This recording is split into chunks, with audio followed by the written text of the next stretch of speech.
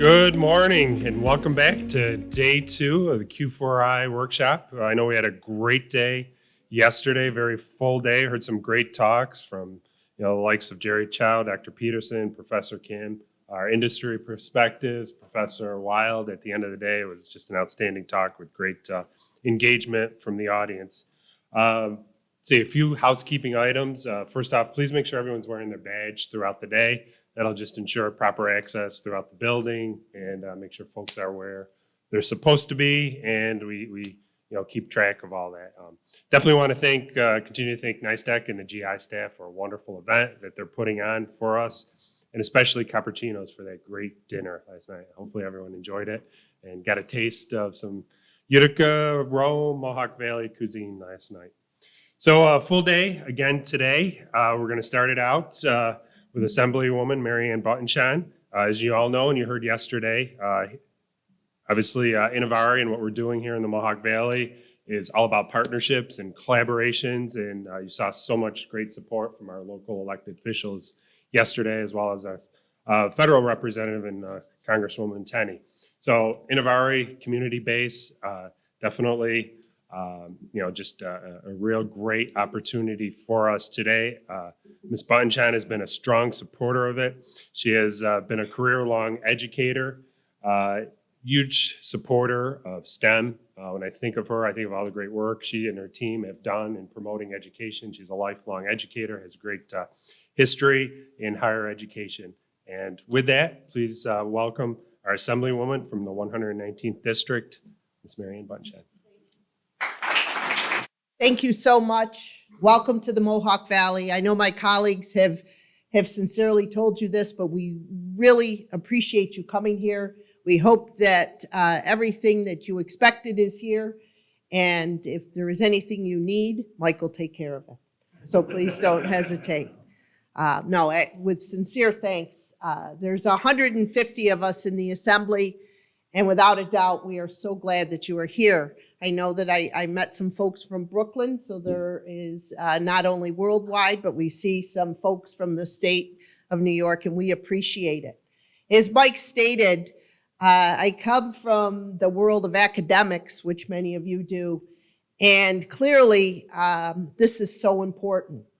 As I attended the first quantum conference, I was wearing an academic hat, and through a local community college that has a partnership with all those that Mike talked about with the Griffiss Institute, AFRL, and of course, as we are here at Innovare and their team. What we find within this area is the partnerships are where it works, and the ability to make sure that we continue to do that.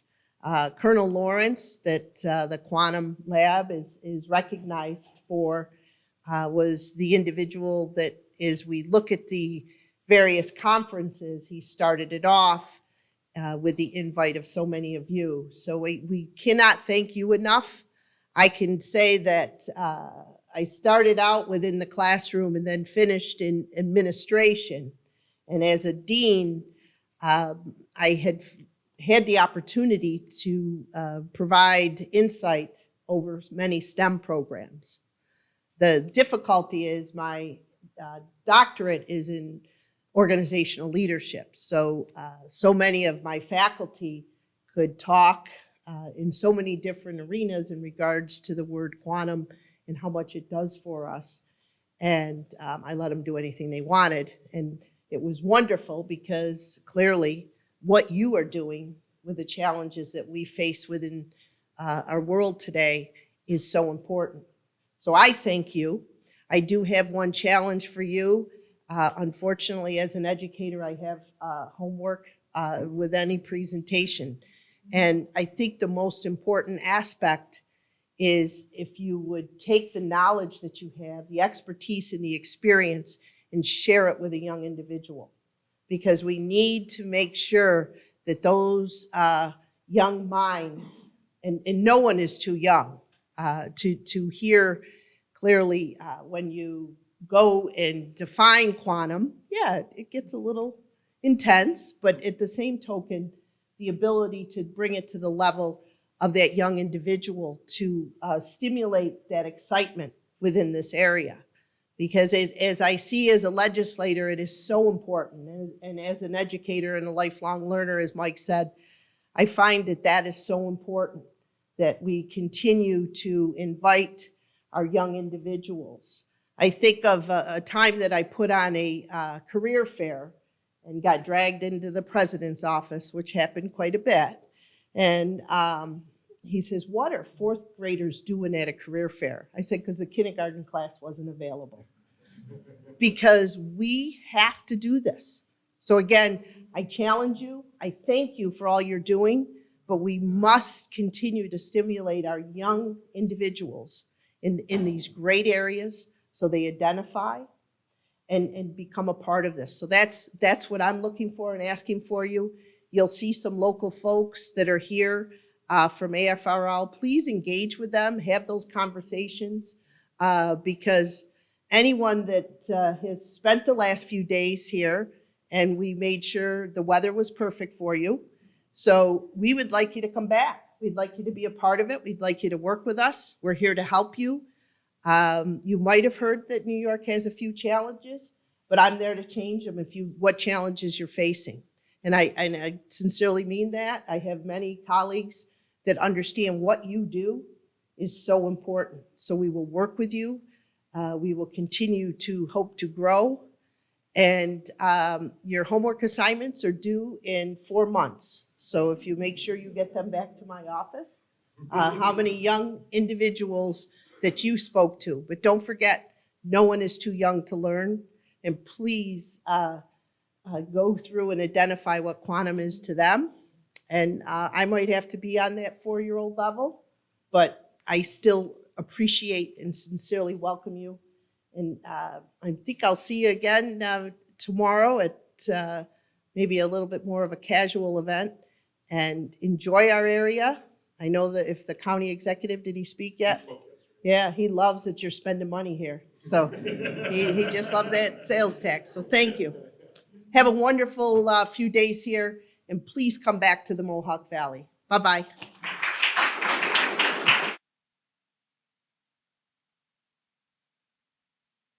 Thank you, Assemblywoman Buttonchan. Awesome welcome. Great way to kick off our day today. So just as good, we got a really neat technical talk coming up with a little bit of, you've seen the display over there from QNect, startup located right here in New York State.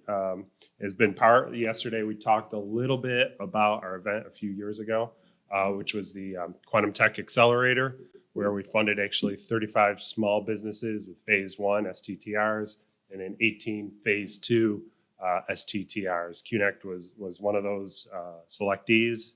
And they're here today to talk about some of their progress and some of the technology that they're developing.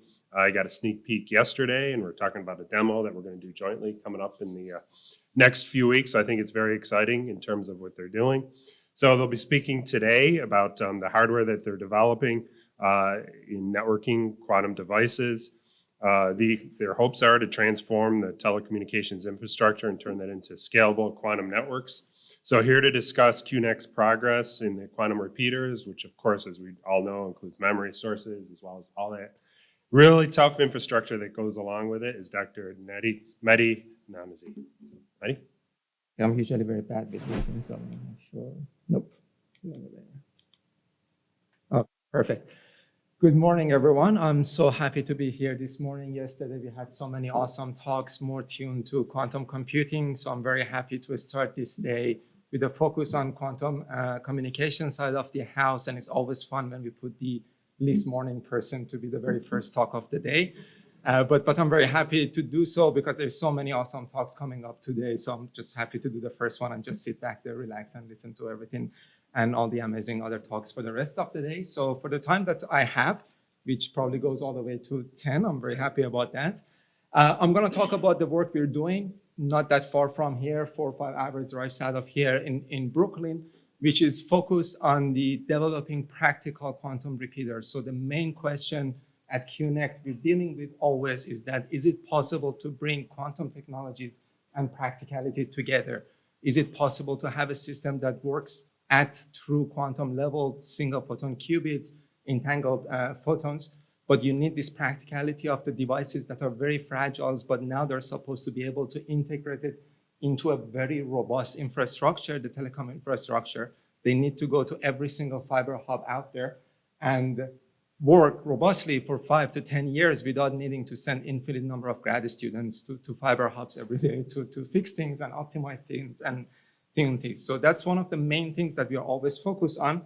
And when it gets to the practicality, I can actually press this, that's much nicer. Sorry. When it gets to the practicality, compared to quantum computing systems, we have to deal with our own sort of challenges. One of the most important ones is what I started with, that you need robust devices. Now, you don't get the luxury of cryogenic systems or laser coolings or big vacuum systems, things that would work perfectly for a quantum computer sitting in a house.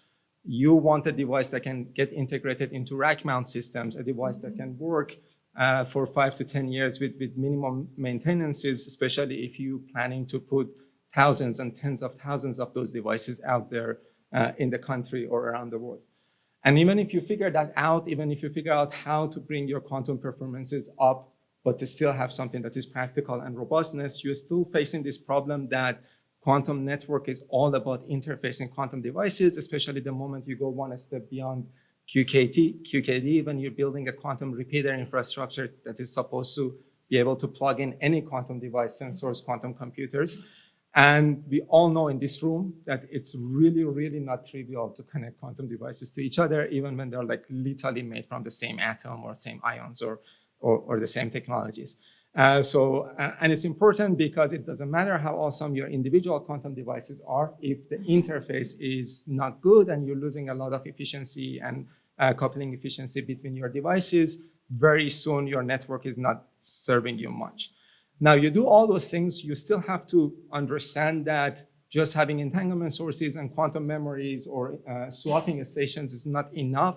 If you want to integrate these devices in an already existing infrastructure like the telecom infrastructure, you need a series of hardware around it that allows this integration, some quantum-friendly devices that makes the network more friendly for these fragile qubits, for entangled photons to be able to be created and transmitted. So you need to make sure that your fibers are not doing much harm to your qubits. You have to make sure that the fiber batches, everything that is there, you need perfect synchronization, devices that we will be talking about in this talk.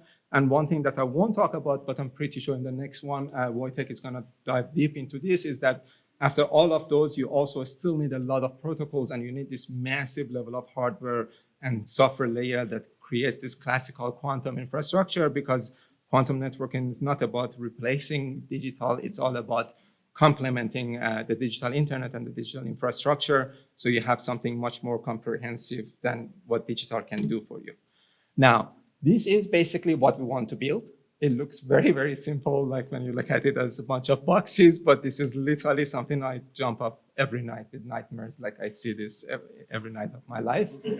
And it's basically a system that is designed at the end of the day. Quantum communication becomes a problem of how are you gonna distribute entanglement over long distances.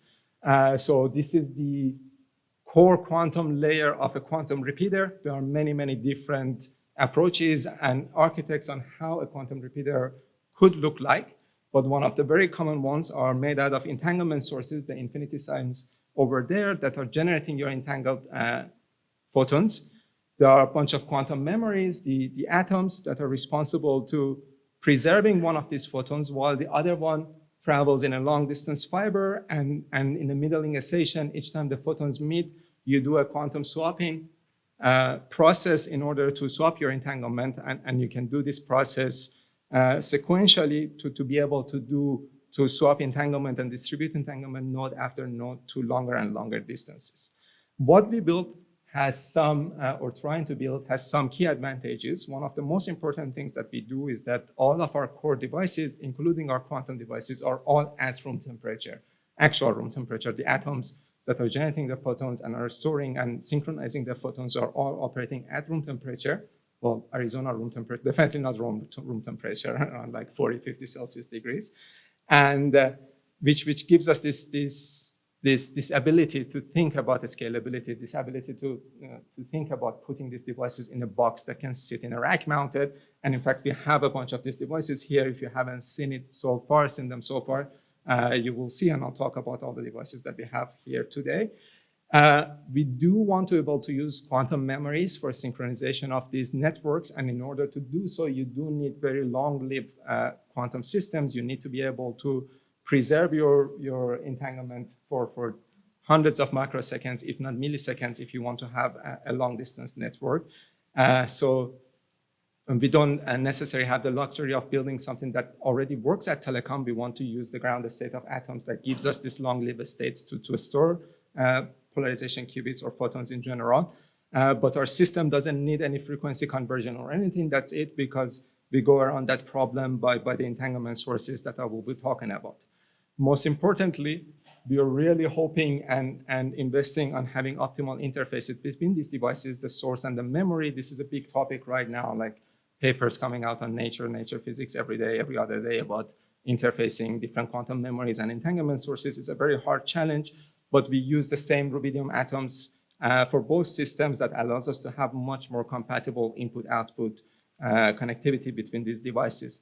And at the end of the day, this is not something that we are right now concerned about or working towards, but quantum networking won't really happen or become practical without multiplexing. You can't just send a qubit or a photon at a time.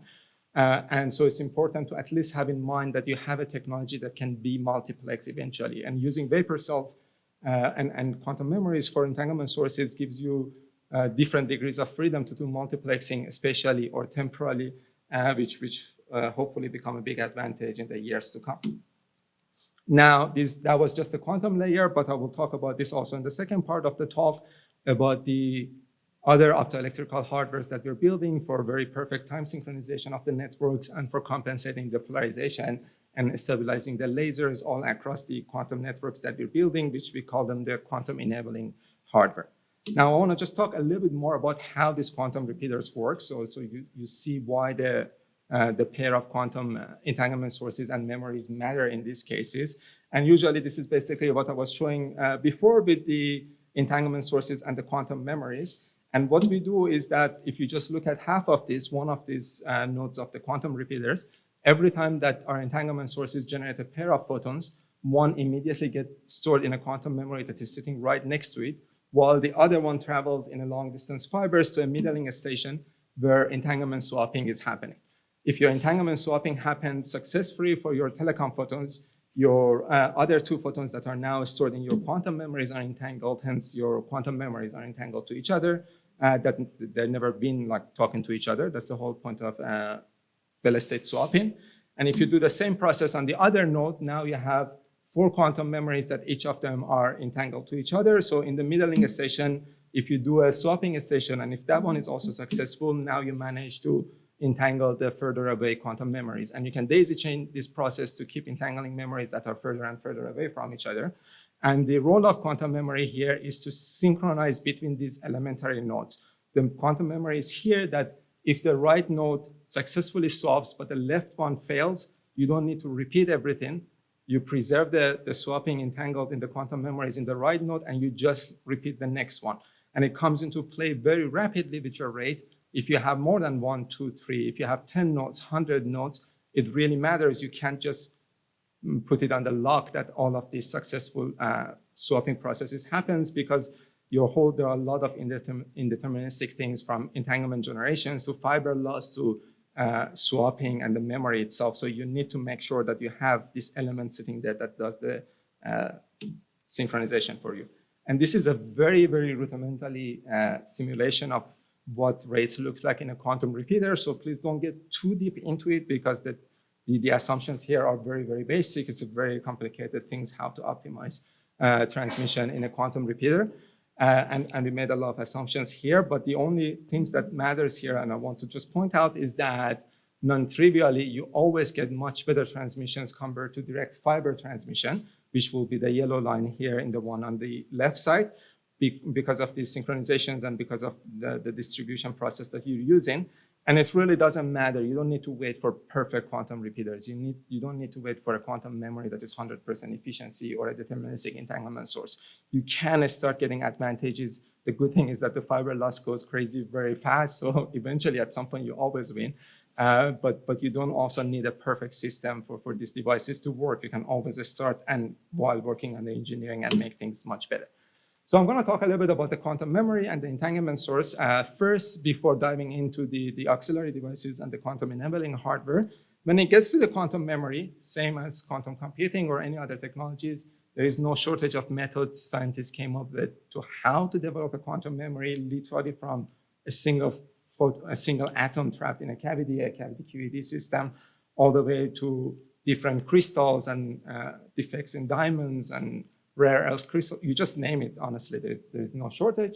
What we're more focused are the room temperature ensemble atomic systems, the lower right side ones that was developing at Stony Brook while I was doing my PhD there, Oxford, but now many, many other groups in Germany, Israel, Korea are working on similar researches. And of course, we like these things because your whole quantum process is happening in an actual vapor cell that you can hold in your hand. You don't do any laser cooling or magnetic trapping. You don't do any cryogenic cooling, and the process still works at room temperature.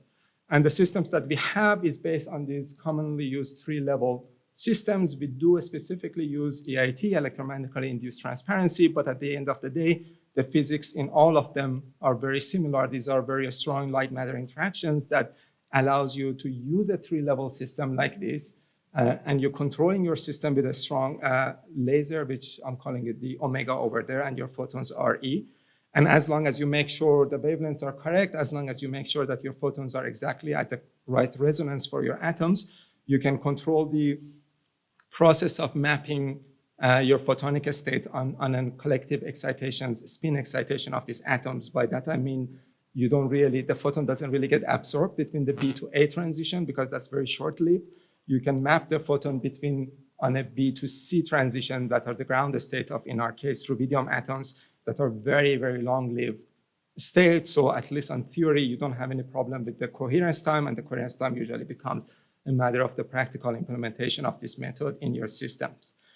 Now, you can control this process with the laser that I mentioned, the control laser we call it, and you usually can control it with a very simple on-off switching of the control field. Just have it on while your photons are entering the medium, and the moment they are there, turn off the control field.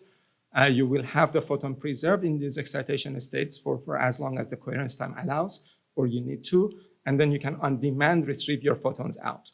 As I mentioned, this only works if you have the right wavelength. So in this case, this memory operates at 795, which is the D1 line of rubidium atoms.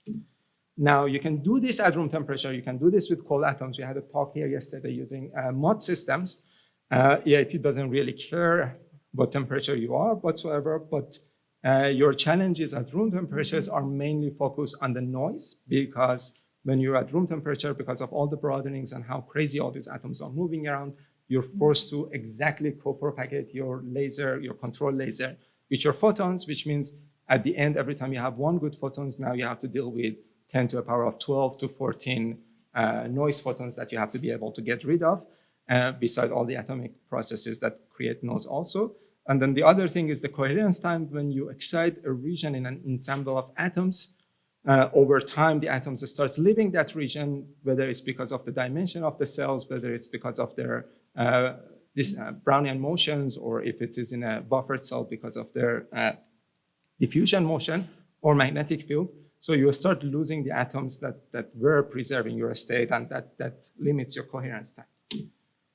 That makes our systems, or at least the scheme of the systems, look something like this, which we usually break our devices into 2 units, the memory unit, the one on the left, and the filtering systems on the right. The memory unit looks a little bit complicated with a lot of dual-rel stuff, because we really want to be able to store not only photons, but the information encoded on them. In this case, it's polarization. So these memories are capable of preserving the polarization of the photons or the entanglement that the photons have. But to do so, we have to use this dual-rel trick of mapping the polarization state, which is a superposition of H and V, into a dual-rel left and right state, which without ruining that superposition at the end of the day. And it's a process where this is the part where we mix the control field and then eventually get rid of the control field to some extent using just the polarization filtering, But then the filter unit is the one that goes beyond polarizations and uses the small frequency difference between the control field and the probe to use passive cavity elements, etalons, to further remove the noise as much as possible in these systems. And the device looks like this. It's literally sitting there. I'm looking at it. It is portable. Depending on your gym membership, you can port it around. Don't try it if it's Planet Fitness, but it works with most gym memberships. And it's exactly as I was describing it, that the system itself is also designed to be modular and hot swappable. The electronics all sit in the back, but you can actually change which device or optical layer you put inside these rack mounts. And the one that you see is sitting a little bit outside is the memory unit, and the filtering unit is the one that is fully inserted in. And I just have this here because in reality, you never have perfect three-level systems. In reality, you're dealing with a lot of hyperfine and Z monostates of atoms, which are basically impossible to isolate from each other. That usually gives us a lot of headaches, because it's never this ideal system that everything works perfectly. It's a system of many, many three-level systems that are either destructively interfacing with each other or affecting each other in different ways. Now, if you really work hard and your heart is pure, you can get rid of the noise very successfully. So as I said, we start with this insane amount of noise right after the vapor cell. For every good photon that comes out, we're dealing with 10 to the power of 12, 10 to the power of 14 noise photons. But at the end, we end up with a signal to noise ratio of 20. So for every photon that comes out, we only have 1/20 of, on average, noise photons, which results in something like this. The red pulse is the input, factor of 20 different. And the blue one is what's been retrieved, in this case, after 5 microseconds. This is basically there for you to just see the difference between the noise, the floor noise, and the signal that we get out of these systems. In terms of polarization, this translates into a memory with a fidelity of almost 95%, which means out of every 100 photons that comes out of this, 95 of them are preserving the qubit that you have. They're preserving the entanglement that you wanted them to have at the beginning, which is amazing, honestly, for something that actually works at room temperatures and deal with these crazy moving atoms in all directions. And the units that we have commercially available are characterized to have a coherence time of around 150 microseconds or so. 150 microseconds is impressive for room temperature when you think about these atoms are moving around faster than Earth is spinning around itself at those temperatures, but it's something that we definitely want to improve over time and bring it to the millisecond regime. We're doing currently a lot of experiments on that on our tabletops, and in the lab, we can bring it to close to millisecond, 850 microsecond or so. And we very well know right now what is limiting us and what is stopping us from those beautiful dashed lines that going to the moon all the way to very, very high many millisecond coherence time. So we're working on the magnetic shieldings and the way we're exciting these atomic vapor regions to improve that. The one thing that I should say here is that not everything is nice. I know usually in scientific presentations, people usually put all the cool data and ignore everything else that didn't go well with the experiment. So in these systems, the one thing that we are slightly sacrificing, even though it's still good at room temperature, to get these high fidelities is the efficiency. That we operate around 5% efficiency. That's where you get these numbers. We could get much higher efficiencies, but the cost comes on the fidelity. And I can talk about this later. It's much more technical for the talk, but we do have a lot of understanding of how to get rid of that problem. So very soon we can move to a device that actually has above 50% efficiency, 99% fidelities, and hopefully operates in multiple millisecond regimes. Quantum performances, as I said, is not all you should care about. It now really matters in these systems that you have a robust, stable system. This is one thing that I use as an example always, because the most sensitive thing that sits in these devices are the cavity stabilizations, the etalons that we're using. These are devices that are sensitive to temperatures down to millikelvin and sensitive to alignment to the thinner of the thickness of a hair, 50 microsecond or so, 50 micron or so.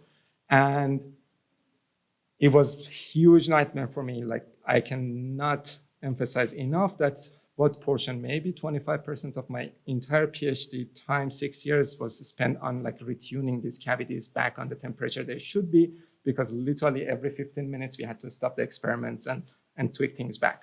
Now we don't have that nightmare to deal with anymore. We have new nightmares, but This one is very robust to the room temperature fluctuations, and we kind of got lucky that the place we were working on was this place with very awful HVAC system. So we had to design something that works in our room, which makes it really good to work everywhere else. That's one of the reasons we're actually in New York. Yeah, if you can make a quantum New York network in New York, you can make it anywhere else too. Now that was a little bit about the quantum memory. We'll be here for the next couple of days or so feel free to find me anytime and we will talk about it way more in depth if you like. But I do want to redirect the conversation to the entanglement source. There were reasons we had to go and build our entanglement source as well, even though initially it was not the plan. One of the reasons is what I mentioned, that we wanted a memory that has long-lived states, but with rubidium or like cesium or most of these atoms, it's not up to us. If you want to use the ground states, you're stuck to values like 795 nanometer, the D1 transition of the rubidium, or 780, whatever. And those really suck for fiber transmission. So we needed either to have an entanglement source that can intrinsically solve this problem, or go around and build frequency conversion for polarization, which wasn't something we were super keen on. The other problem was that the vast majority of the entanglement sources out there, especially the ones commercially available, are based on these crystals, spontaneous parametric down conversion processes, which are super awesome. I love them. Just put a crystal there and shine a laser and just gives you photons. It's like, here, your entanglement. But the problem is that the photons are incredibly broadband, usually in terms of like, you can't really save frequency. They're like tens of nanometers, sometimes hundreds of nanometers. So we're talking about tens of terahertz in terms of their line width. But we want to build a system that can interface with other quantum devices, and majority of quantum devices, from our quantum memories to ion traps or Rydberg atoms, these are atomic systems that need wavelengths that line widths that atoms likes, usually in terms of like tens of megahertz or so. So if you grab one of those entanglement sources and try to interface them with any of these quantum devices, you're dealing with losses of order of factor of 10 to the power of 6, 7 in the loss out of each of your photons. You may interface 1 out of 1 million or 10 million or so. So we wanted to build something to go around that problem, and turned out that atoms gives you that option through the spontaneous four-way mixing process, and we could use our rubidium atoms. These are like more levels of the same atoms that we use for the storage. To make this happen, what you need to do in these cases is that you need to do a double resonance excitations for your atoms. So we pump the atoms to the 6s level using 2 different laser pumps, in this case 780 and 1367. The reason we do use those transitions is because when the atom is decaying, it's going to give you a pair of photons. One, in this case, is going to be the 795 nanometer, and it's a very good 795 nanometer because it's exactly the transition that we're using to store in our quantum memory, so we don't need to frequency shift it or anything like that. And then the other one is at 1324. These photons are entangled in polarization because of all the Zeeman splittings you have and the multiple pathways they can choose from to decay down. So you get your entanglement, but now you have a photon that is good for fiber transmission and a photon that is good for the memory storage. So the 795 always goes immediately to the quantum memory, while the 1324 travels in the fiber. And you can do these things for the O band also, as long as your atoms allow you to have it. And there is no magic about rubidium. Honestly, we could have done all of this with the cesium. I know people here are from Oracle Computing that uses cesium. Basically the same things, similar transitions. So you can find numbers closest to 1550 transition also. And the cool thing about this is that now that we have the rack mount and the design for the quantum memory, we're building all of our devices to have the same form factor. So this was an initial CAD of how the entanglement source is going to look like. It's a much, much simpler device than the quantum memory. So it only takes 1/3 of this whole U, and it's fully compatible. It's also sitting over there on this table. And it's fully compatible with our product suites that we're building in terms of the form factors and not having to redesign the whole wheel around it. Now, anytime you talk about entanglement sources or in general, you're obligated to put some data to show people that it actually is entanglement source and you have this non-classical system. So for example, I did put 2 measurements out of this system, the GSI, your cross-correlation function value, and the S factor, the CHSH value, which shows how non-classical and how entangled your photons are, in which in these both cases, we get decent values. The GSI is not at least yet. We're trying to figure this out better. This is under a phase 2 proposal by the DOE, so we have a decent amount of time to make this better. We have to deal with, there's a little bit of price we pay here compared to crystals because you're using an atomic system that has a lot of other transitions, so you deal with noises and stuff like this that you wouldn't need to care about with crystals. But already we're getting very, very nice purity out of these systems. And that's something that is super, super important for us is that the system has very high spectral brightness. That's the number we care about the most. How many pairs of photons you're getting per second per megahertz, not just per second, because that megahertz part is the one that defines how well this is gonna interface with other quantum devices, especially atomic-based devices, which are technically all of them, besides the superconductings and a few other examples. So right now we get to numbers that are around 20. Looks like a small, but this is already 200 times or so better than anything you can buy off the shelf with the SPDC. I should mention that you can always make SPDC better with cavities, but like in an OPA process, but here you don't need that whatsoever. And we are actually right now working on sources. I don't want to give too much spoiler alert, but atomic sources that can bring this spectral brightness to what's theoretically max achievable, which is much, much bigger than this 20. So we have this prospect of building entanglement sources that literally the best ideal options they could be out there for interfacing with quantum devices because they give you the highest theoretically possible spectral brightness, which is a factor they all share. It doesn't matter if you're using crystals, it's the same number. These are all thermal sources. Now, this was the prototype. With the memory, it took us forever to have a prototype that worked functioning, like 5-6 years or so. But we learned a lot of things along the way. So our engineering team is now super, super amazing. And this was the prototype that we had for the entanglement source. It's sitting right over there. We plug things in, align the stuff. It worked. It still works. It's super robust. And we don't have a lot of the complexities of the memory because here we have the luxury of angling the pumps. We don't need that co-propagations anymore. So we don't have this massive noise filtering and stuff like this after it coming out either. So it's very nice and robust sitting there. Now, one of the main things we want to do is to move now towards storing this entangled photons that comes out of the source. The source is a much more recent project in our lab. So we're getting now to the point that we want to store this in the memory. Still not trivial, even when you use literally the same atom, giving you the same exact wavelength that the other atoms are using. You still have a lot of, I want to make up a word, quantum impedance matching between these two devices. So it works.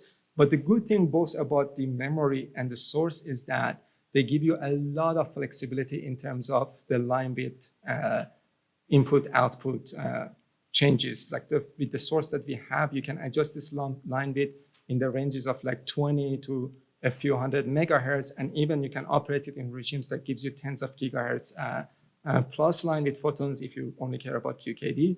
And with the memory, you can keep pumping and increasing your intensity of your control laser to make the line width, input line width of your system better and better. People actually recently, there was a German paper published that they brought their memory closer to 500 megahertz in their line width. So both of these devices gives you a lot of engineering of the quantum engineering of their input output. So you can have this high tunability degree to connect them to each other, which is something we're doing right now. Now, enough about quantum. Let's talk more about other quantum stuff. Let's talk a little bit about the other hardware that we're building, because if you plug entanglement sources and quantum memories to telecom networks, no matter how perfect they are, nothing is going to work and you will never have a quantum network. You do need a lot of quantum devices around it to assist these networks, enable them. And only 3 of them are going to talk about here out of the things we're building. To be the autopolarization compensating device that we're building. The fibers out there are all single mode fibers, notoriously famous for not maintaining your polarization, which the 1 degree of freedom we care about. So we need a device that's very rapidly measuring and compensating for the shifts that the fiber is inducing. Everyone in this room knows for quantum technologies, especially quantum networking, you need very amazing, perfect time synchronizations between the electronics of each nodes that you have. So whatever you're using to gate the lasers for the entanglement source and for your quantum memories, they need to be very well synchronized across your network. And the faster they are, the more precision of synchronization you need. So usually safe to say you do need to be sub-nanosecond with these with these stabilizations. And of course, we use a bunch of lasers, 2 in the source, 1 in the memory. So we need a device that allows us to have a very easy way of finding the frequency reference that we use to lock these lasers and stabilize these lasers exactly around the transitions for the rubidium. The last one I'm not going to talk about because it's obvious. If you want to have quantum repeaters, you need to do the interference to swap entanglement. So you need that system of PBSs and MPBSs to allow you to do the entanglement swapping if you're not doing it deterministically.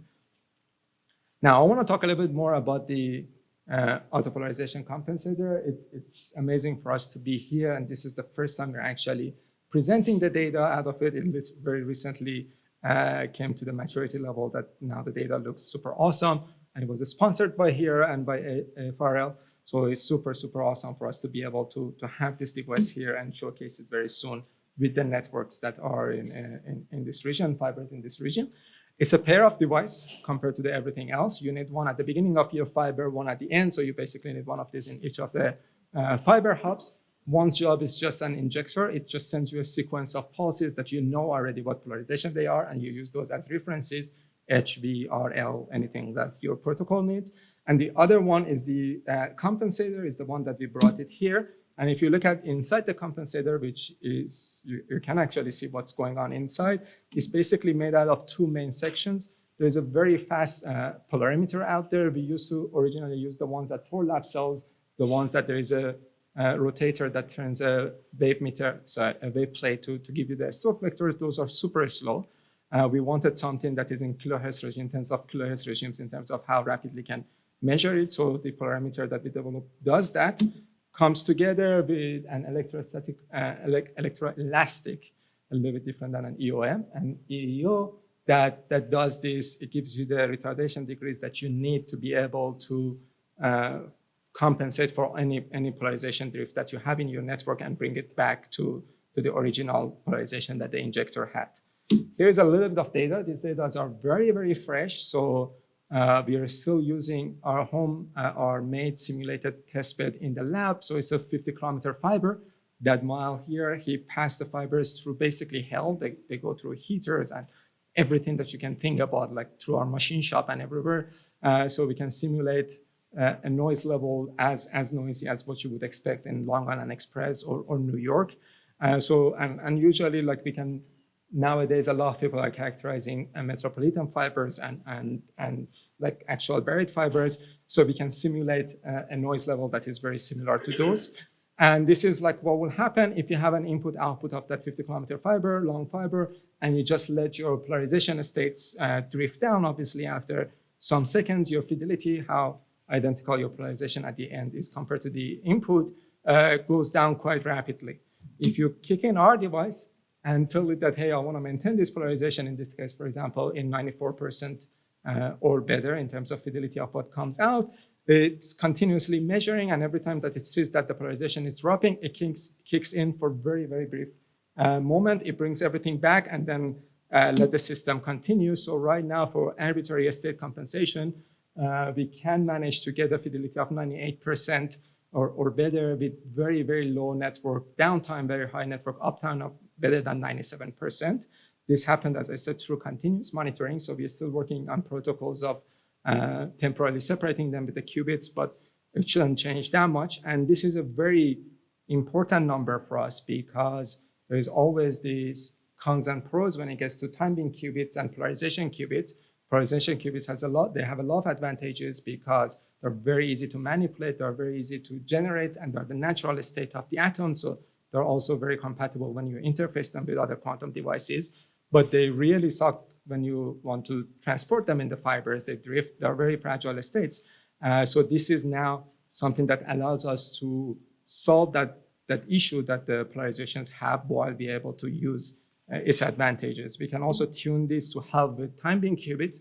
In timing qubits, you don't ever lose in terms of your fidelity when your fiber polarization drifts, but you always lose your rates because you basically have a polarizer at the end that only allows, for example, H to pass. So if the polarization is drifting, you're just losing your counts, which generally is okay. So your network is, if you're using QKD, for example, is still secure, just lower rate.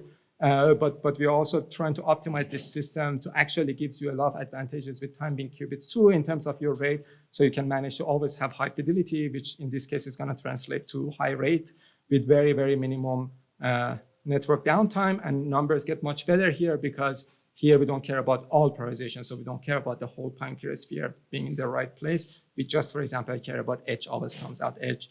So for the code, it's much, much easier to find out what's going on. Now, a little bit about the QSync.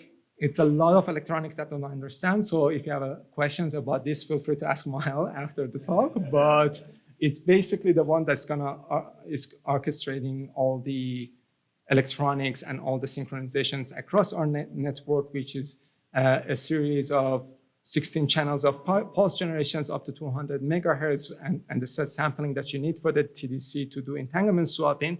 This also comes equipped with this wide rabbit protocol that allows you to synchronize each of devices across fiber networks. The experiments we're doing right now in a typical length of fiber, you would expect, let's say, up to 50, 80 kilometers or so, can give you something better than 250 picosecond of synchronization between each of these devices that themselves are now generating the pulses that you're using for your entanglement source and memory. The hardware of this device is fully done. What's right now working on before we can have it out there in the networks and for sales is the software layer is the one thing that has much more complicated software layer with it. So it's one of the things we're working on to have it be much, much easier to use, and you don't need to have like this master degree in Python to get there, but this should be ready for at least initial deployment by the end of this year or very early 2023. Now, this is a cool side project that we had to do. This the Q-lock, or the ones that is for the frequency stabilization of the source and the memory. You might ask why we built something like this, because with atomic stuff, people invented saturation spectroscopy before I was born, literally, and it works perfectly, and it's correct. We only had this one problem that with the source, not only we have one laser, in this case, the one that is at 780, we always need to stabilize a laser, a pump laser that was between two excited states, the 5P and 6S. And you cannot use saturation spectroscopy for that because there is no atom in 5P to see any difference. So for the telecom one, we needed to build something which we use the drop method, double resonance optical pumping. So the setup looks like this. We don't have it here actually because they're actually good enough, very good that we actually use it in our lab very often. So we didn't want to disturb the experiments. It's a very small module that can simultaneously lock the lasers you have, and you only need one of those per node. So it simultaneously locks the 780 and in this case 1367 or any two-level systems that you have, even if you're using Rydberg atoms or anything like optomechanical systems that you want just a fixed reference at telecom. If you want to do quantum networking, this always will do the job for you very, very stably. And the good thing about atoms is that they're identical no matter where you are in the universe. So you always have the same frequency reference. You don't need to do frequency comb or anything between them. We're getting towards the very end. It's been definitely the longest talk I ever given in my life. It's passing already my thesis talk. So this is a little bit about the things we want to do. So finally, after these years of engineering and physics, we're getting to a point that our devices are getting ready to field test. So we're getting to a point that we solve some of these challenges. Now we plug them in a telecom network, and then we learn about like 2,000 new challenges that we didn't know about. So we go back to the lab and make things better. So we want to do a lot of field testing. Obviously, we can't do the full thing yet. That's the whole beast of achieving a full quantum repeater performance in these systems. We just want to do half of this node or one of the quantum repeating nodes, and we want to do it in the Brooklyn area. So we are in this Brooklyn Navy lab right now, Navy Yard, where we have one lab, and we very recently expanded it to a second location in the same vicinity, and we are trying to partner with a company that is close to us, Nanotronics, who are also there. So we have 3 nodes there. But the way this network is going to work is that we're partnering with Brooklyn and New York fiber providers. So our nodes be physically next to each other because we still need to walk around quite often to make sure everything works.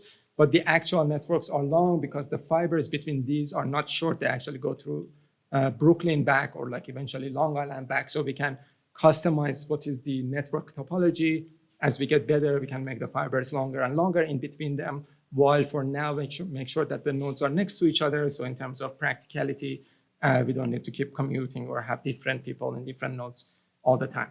So these are the things that hopefully in Q4i4 and Q4i5, you will see us talk about way more often. And I can't emphasize enough, this is well known in the quantum community, way, way more important in communication than computations, how much we care about collaborations and partnership.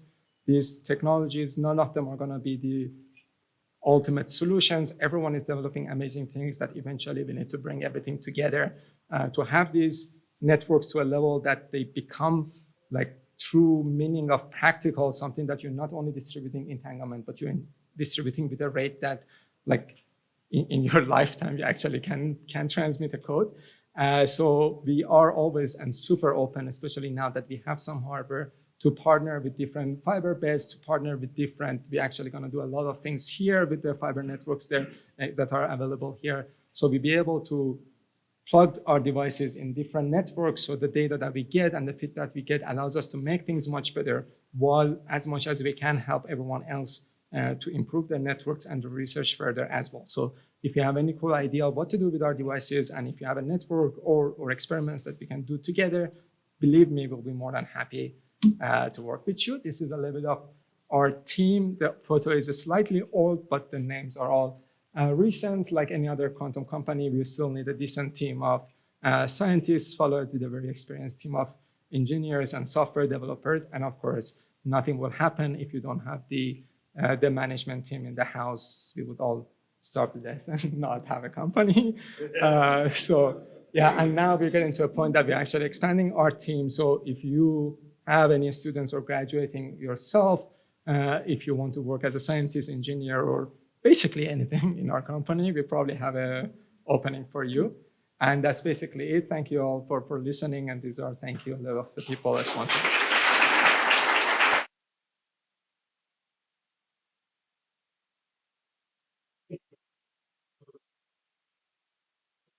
Hoping to drag it so much no one has time to ask questions. Yeah, I have two questions. The first question about the quantum memory you show. So, okay, so what's the quantum memory efficiency? I saw the data you showed is not about 20, so that shows me it's 5%. If I remember, you said it's like 90%. So, No, yeah. So also, how did you measure its efficiency? Did you use the single photon you generate or use attenuator laser pulse? The second question about your photon source. I saw the photon correlation is about 2 nanoseconds. So, yeah. So 2 nanoseconds, so that's much shorter than the lifetime of the excited state. That's about 25 nanoseconds. So that means 2 nanoseconds about like 500 megahertz bandwidth. Yeah. So what determines that bandwidth of that photon? Sure. Yeah. So because that's important to match the memory. Of course. Yeah. So both I can answer. So with the memory, when it comes right now in terms of like its quantum performances, we care about three main numbers: fidelity, efficiency, and coherence time. And the way we differentiate between the fidelity and efficiency is the basic number that out of every 100 photons you're getting, how many of them are going to come out and you successfully store, versus fidelity, which is the polarization, the qubit that is encoded on your photons. Out of 100 photons that successfully come out, how many of them are maintaining your polarization? So fidelity is like basically very directly to your signal to noise ratio. So it's just a measure of like how often when a photon comes out is a real photon versus a noise photon, while the efficiency is that number. So the efficiency is the one that I said is still at 5% levels. So at 5% efficiencies, you get 95% fidelity. Now, in the lab, we can bring these numbers higher. We can do experiments to like 40%. And people have used these systems, but a little bit cavity enhanced to get it to like 87% or so.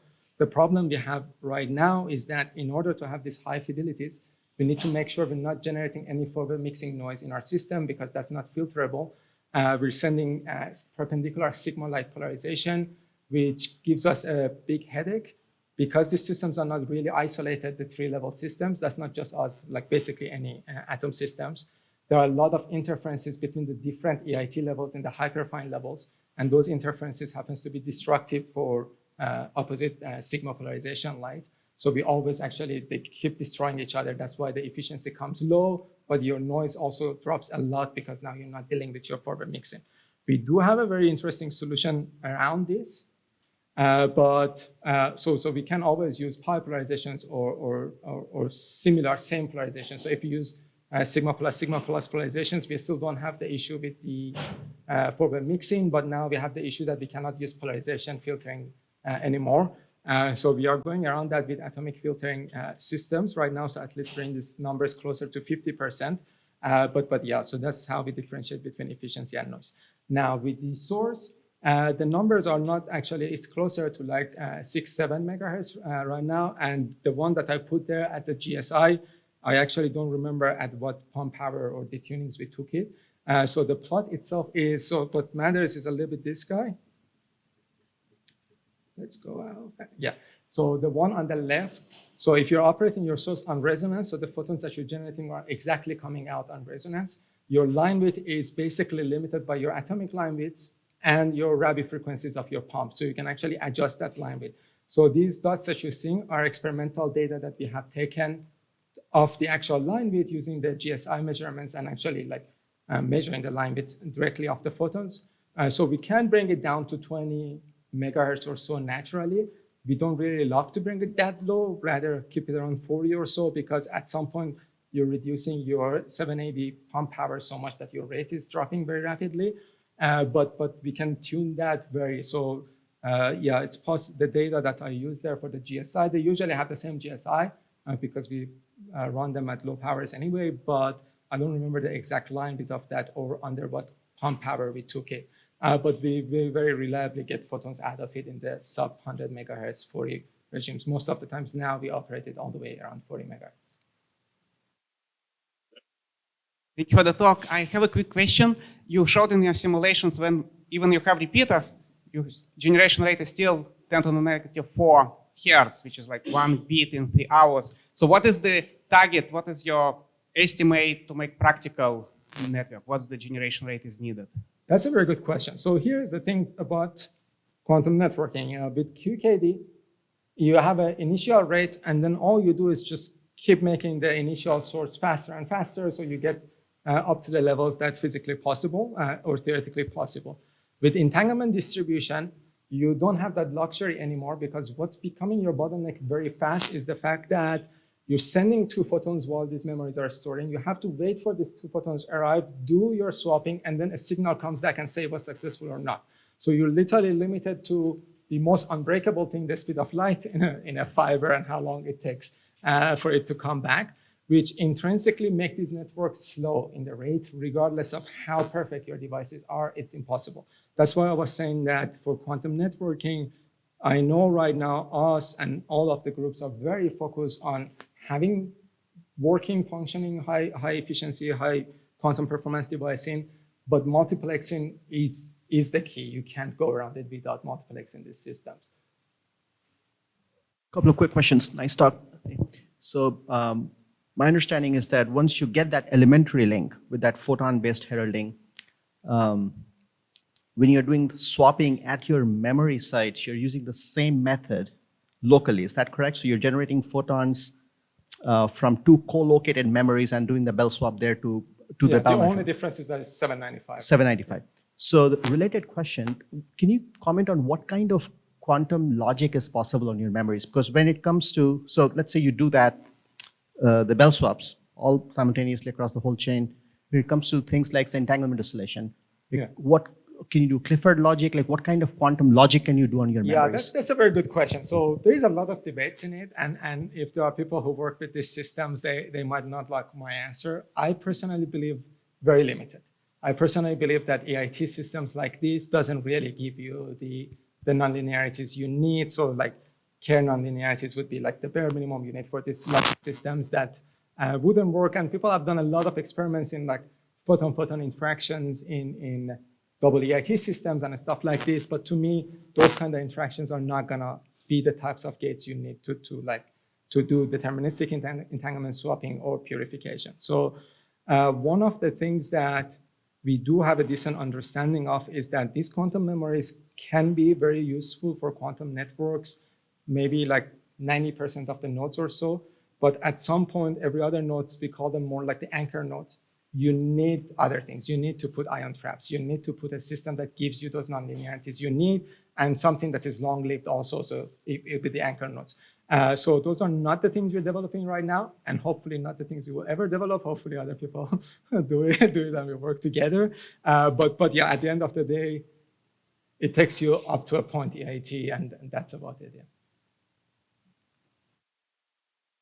All right, I think we'll end it right here since we're out of time. Encourage folks to talk to Mehdi and the team over.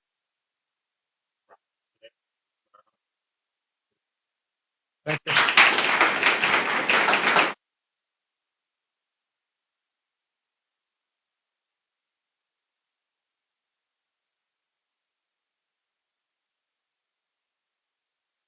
Okay, next up, I'd like to introduce Dr. Bryant Wysocki. Bryant is the senior level executive. He's the technical advisor for C4I and cyber systems for the Air Force and the associate director of the information directorate right here in Rome, New York. Bryant is a recognized national and international authority on C4I and cyber system. He provides technical oversight of these areas to the Air Force and advice on C4I and cyber systems to the highest levels of not only the Air Force, but the U.S. government as well. Bryant joined the Air Force right out of high school, and he went on to complete his Bachelor's of Science degree in Computer Engineering at West Virginia University, followed by a master's degree in Electrical Engineering at the Air Force Institute of Technology. And then in 2011, he received his PhD degree in Electrical Engineering in ultra-fast optics and photonics at Cornell University. So we had the same advisor. We didn't quite overlap at Cornell, but our career paths have actually crossed several times. And I can tell you, Bryant is a true scientist at heart. And it's an honor to work with him every day and what he brings to the Air Force. Bryant. Thanks, Mike. You're far too kind. I just kind of expected, here's Bryant. So my name's Bryant. As Mike mentioned, I have a really unique job in the DoD. So I'm a tech advisor for both the United States Air Force and the Space Force. And in that capacity, I get to see a lot of tech maturation across a lot of fields. C4I and cyber, for those unfamiliar, command and control, communications, intelligence, cyber, and what did I forget there? Computers. So it's a huge field. And what I've seen is that information technologies, information science, to include quantum information science, QIS, are integral across all our mission spaces, across all our businesses. Well, the one thing that's common to all the DoD missions are that we need timely information. We need access to information. We need to fuse and process information, protect it, right? And not only that, but we have to integrate into all the systems that are out there operating now. And that's a real challenge because we get demand signals and we have opportunities to affect the entire mission space of the DoD. So since I have that really interesting perspective, one thing that I'm really excited about is what I've seen as this growth of community in the quantum information science international field, right?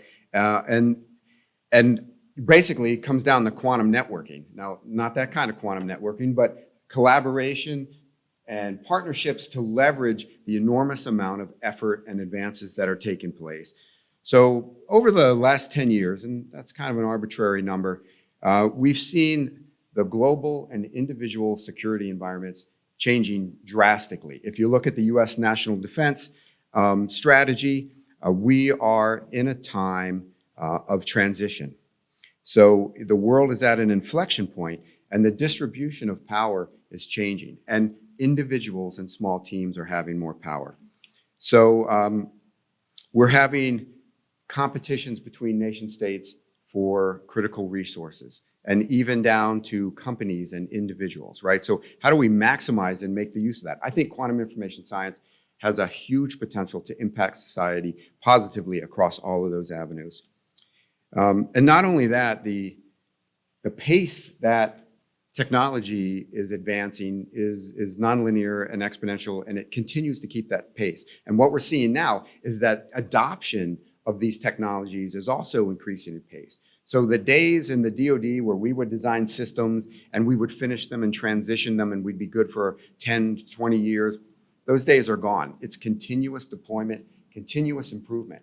And so all these systems that are being discussed here and the modular, components that are going to make future quantum information science capabilities really have to have the ability to be updated, integrated, algorithms changed, to compete in the modern world. So I think another thing, as we rely more and more on this technology in our infrastructure, our international commerce, banking, in our very delicate infrastructure, power distribution, these things are all dependent on these same information systems that have vulnerabilities, that are a mix of old technology, analog systems to modern day digital 24-hour monitoring, right? So this brings another challenge to the DoD on how to integrate those. But I think a very positive thing that's coming out of this new world ecosystem of science and technology is the power that individuals and small teams can have. What we see now is small teams can have an impact on a global scale, that was once reserved just for nation states, right? This has some negative connotations too, right? We can have hackers, small teams of hackers operating out of a garage or a basement anywhere across the world and have devastating and impactful effects on our economy, on our flights, right? On power distribution and other things. But on the much more positive side, and I think much more prevalent, we are seeing small teams and individuals that can have an impact in science and technology, the economy, again, on a global scale. And I think this room here and the attendance is evidence of that in the quantum information science community, where everyone from small startup businesses to large industrial contractors, academia to individuals can contribute in what's a very difficult space that requires rather extensive hardware and special scientific knowledge. But we're seeing that community evident here, to where these contributions come. So that's another reason I think that community is especially important to the quantum world, because we need to leverage and be aware of each other's research as these components and these capabilities come available to allow us to integrate and compete, because we are on a global competition landscape and technology is key to economic stability and stability across the globe. I think another interesting aspect that I've witnessed in quantum is the dual use nature of the technology, both DoD and the commercial industry. I think that's part of the reason why a lot of the people participate. I think we've seen evidence, and we heard a little yesterday, how persistent DoD funding in basic research is now moving us to integration and innovation across here. So I think we're very proud of that heritage. And I also want to say that not only is that community important, but the impact of quantum information science is extremely important. I think especially as we look at the benefits, in increased computational power, tamper-evident, tamper-proof communications, encryption, protection of our data, optimization of our processes and our resources, right? There's a huge impact, I believe, coming from this field, probably sooner because of this type of collaboration than I might have originally realized. I think another aspect, I think I pressed the button there, but ignore those slides. I think just like the space race, right, where we've had lasting long-term impacts, it's obvious. A lot of the things we're going to see coming out of these teams here are going to have impacts across areas that we don't quite foresee. And I think another really great thing that I'm witnessing in the quantum areas that I'm not seeing in other places is the impact to adjacent technology areas as we see pressure to increase, the efficiency of cryogenic cooling, miniaturization, photonic, circuit design, VLSI, but also things like temperature controls, stability and vibrations and things like that. So I think it's going to have impacts across a much wider. And of course, I'm speaking to the professionals that know this. So yesterday we heard that the field has entered a time where we're not restricted by understanding of the fundamental physics. It's now a technology and engineering problem. And I think that's another reason that community is going to be important. We're going to have to foster and nurture the next generation of young engineers and scientists. And I think we're going to see more importance in quantum engineering. not necessarily being a physicist or a photonics expert, but someone that can integrate and build and design systems. And like we heard in the talk yesterday, maybe systems in boxes where the actual function of those boxes has been abstracted away, so that we can have computer scientists and digital engineers create algorithms to use these systems or to merge these components into something larger.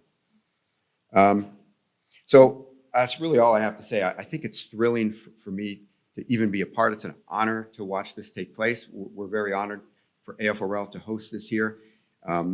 And to see the growing amount of capabilities that are being developed individual and through collaborations, and how those components might come together to build things that maybe we haven't completely foreseen. And I think the DoD is a strong supporter of this for stability in our nation, stability in the economy, and protection of our national resources, of our information. And there's a lot of promise, of course. That's why you're in this. So across S&T, I think there's a lot of impact coming from this whole of nation, this whole of society approach to research and engineering. But I don't think anywhere is that more evident than the international quantum information science community. And I think it's very amazing to see, and I look forward to what comes out of that. So really, thank you for supporting AFRL. Thank you for supporting this event. We've got a break coming up. I think we return at 10:30. So you can go out and do your quantum networking, maybe some intellectual entanglement. But I really just want to say thank you very much for coming and participating, and know that the DoD is honored to support this work. I think it's going to have global implications. So thank you very much. Kathy Ann is a senior research physicist at AFRL in the Information Directorate. She oversees and is the lead for our ion trapping group. You'll see if you go on the lab tour, you're going to see some of that's going on right downstairs here at Innovare.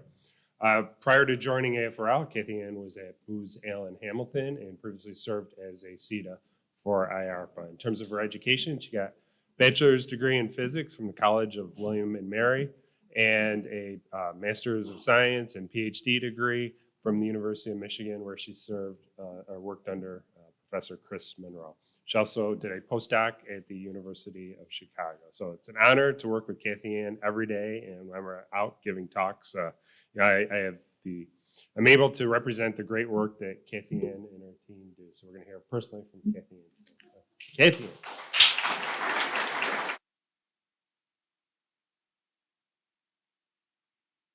Thank you very much for the introduction. Can everyone hear me okay? I know it's a little bit hard to hear in the back sometimes, so I'll try and stay near the mic. But yeah, thank you everyone. We're very excited to have you here on behalf of the whole team. Thank you for coming in person. Thank you to those who stayed today and who will be here tomorrow, I hope. And I'm gonna give you an overview today of our efforts here in quantum computing and quantum networking, the efforts that are centered at RI, and a lot of the work that I'm talking about today, you'll see represented in the lab tours tomorrow. You're sitting in the audience. I wouldn't want you to go. In any case, you already heard who I am. Thank you, Dr. Haydick. And today I'm going to talk about our quantum networking work predominantly. Within really the DoD, but within the Air Force, these puzzle pieces represent how we break up quantum information science. Along the outside are the main four areas of timing, sensing, networking, and computing. And then the center pieces represent two very important components of supply chain and enabling technologies that actually help the quantum systems to work. And of course, workforce development, which we've heard a ton about this week. Today, I'm gonna predominantly focus on computing and networking, as I said before, but AFRL has active research in timing, sensing, networking, and computing. So to give you some perspective on why the Air Force is interested in quantum technologies, that's what this graph is meant to show, or this PowerPoint slide. For the timing work, we really want to push for things like fewer timing updates and improved navigation. And as an example, for the types of low swap, that's going to be a common theme. That's size, weight, and power. So to reduce the size, weight, and power of the quantum system so we can get to CSAC, that's the chip scale atomic clock, like sizes, but with more accuracy is really what they're going after. For sensing, we want to be able to do enhanced inertial navigation and make advanced low size, weight, and power sensors. And if you combine these first two technology areas of timing and sensing, you can push toward things like self-sustained PNT. That's another way to say GPS-like accuracy in a GPS-denied or degraded environment. For the quantum networking work, we want to look into entanglement distribution, much like you just heard from the Army Research Lab, and also look toward fieldable, low size, weight, and power systems so that we can actually eventually someday deploy them out into the field. For the computing work, I think most people are most familiar with quantum computing and all quantum audiences. So we want to go toward faster data processing and asset optimization. And again, if you combine the bottom two focus areas, you can get toward things like distributed quantum computing, for instance. And then again, I'll just highlight that the workforce development and enabling technology are really the foundational pieces to all of this. So a little bit of a look ahead. This is our longer term vision for where we're going. We're building a test bed similar to what Brian talked about for the DC Quantum Net. Will also be a different type of test bed. But ours is a little unique. It's spread out in geography. So each column on this graph is a different physical location locally on site in Rome. You're in one of them right now, and you'll see the labs tomorrow afternoon. And it's also spread out in research areas. So that arrow on the bottom is meant to highlight we can go from very basic research to more applied research, as I'll explain in just a moment. And so the first column represents the Innovare Advancement Center, the labs that are in the first floor of this building. This is a new, as you've heard, open collaborative environment that we're very excited about. It's actually going to change the way AFRL does business, I think, because now we can invite our international partners into the lab to work side by side with us, and our domestic partners as well. But the main focus was to get our international and foreign partners to be able to join us in the lab, which we can't do in our main building because it's a DoD facility. And so our focus here on quantum networking is to do distributed quantum networking between, Brian called it hybrid, I'm going to call it heterogeneous. It means the same thing, to have a different type of qubit, quantum bit, at each of your nodes.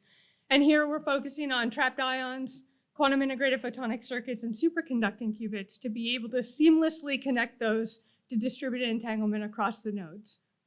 What this facility will also allow us to do in the future is have a user-provided capability where we can invite collaborators and partners in to plug either their quantum system that's different from ours, maybe an NV center or a neutral atom, or pick your favorite, into our network to see how well it operates over a quantum network.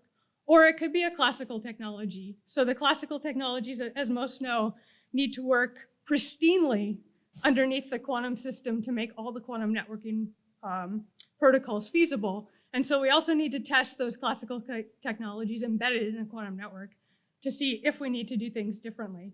And again, the Innovare Center piece of the test bed is going to focus on very basic research applications. How do you distribute entanglement? How do you verify entanglement once it's distributed? What can you do with that entanglement once you distribute it?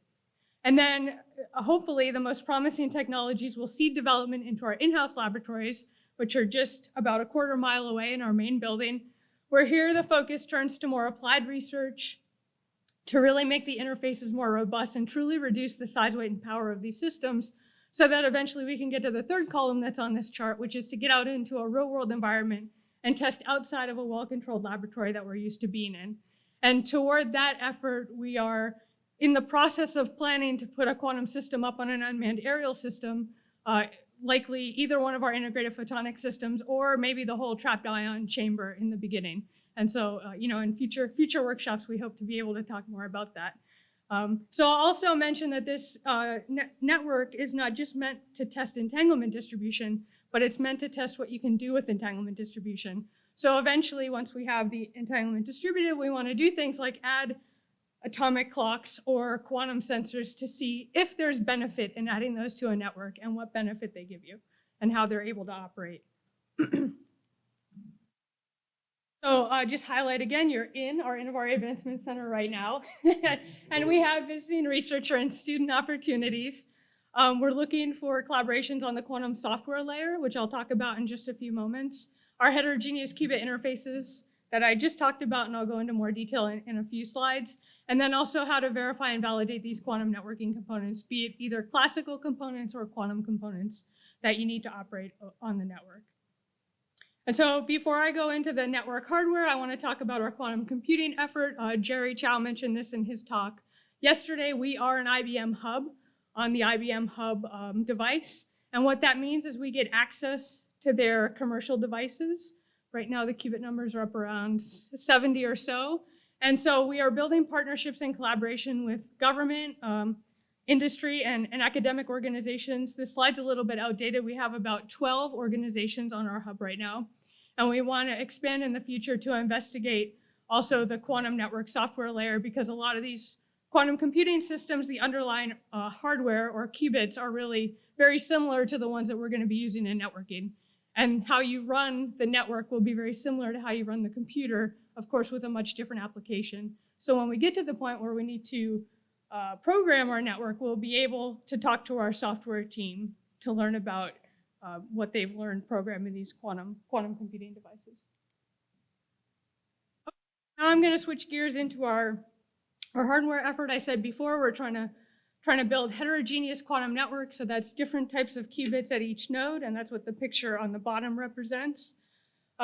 Really, I do believe that in a quantum network, until we get to the point where we can have a truly universal quantum network where you can arbitrarily connect any nodes anywhere in the world that you want to, the end application is really going to inform the network configuration and the required functionality. So exactly what types of qubits we put at which nodes and how we connect those qubits and what type of entangled states you use will likely be informed by the end application. And so you have to kind of think about what you want in the end when you start the experiment.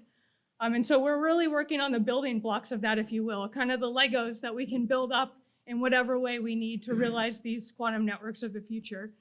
And the qubits we've chosen, it wasn't by accident that we've chosen the 3 leading qubit technologies for quantum computing.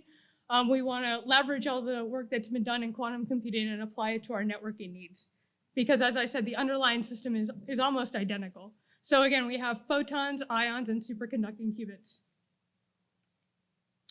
And so now I want to give you an idea of how these might be connected in the future. And so I'll start with the trapped ion system.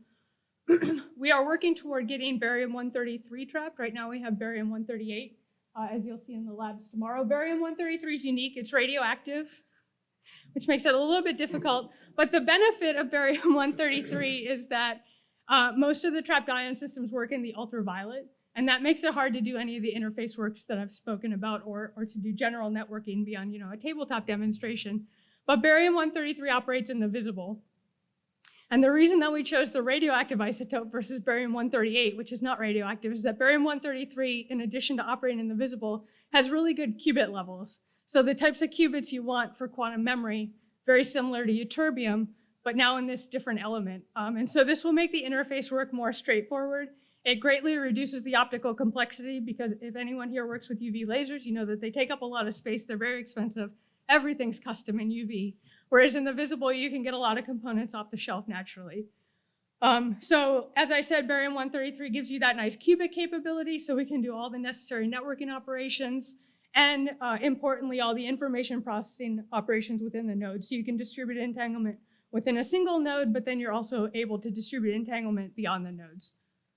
And we're focusing right now on connecting to other qubit technologies. So what the picture is meant to represent is a trapped ion system, and usually those wavelengths that are off to the left there would be spread out over 3 different fibers, because in UV it's hard to combine wavelengths in a single fiber, but with the visible light now that's possible.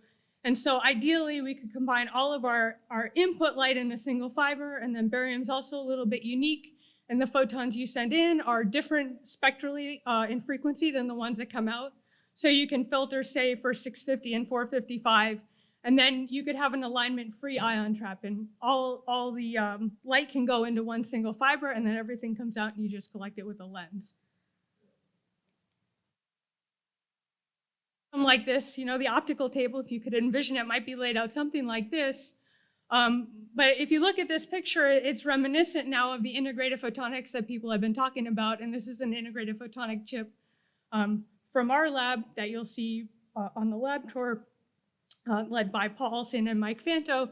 They use this integrated photonic chip as a quantum processor, where they're interested in doing processing with the 36 interferometers that are on it. But we actually want to borrow that chip to replace optical components on our system, so that we pull out bulk optics and drop these chips in to greatly reduce the complexity in size, weight, and power, and it makes alignment much easier. So we're in the process of doing those tests right now.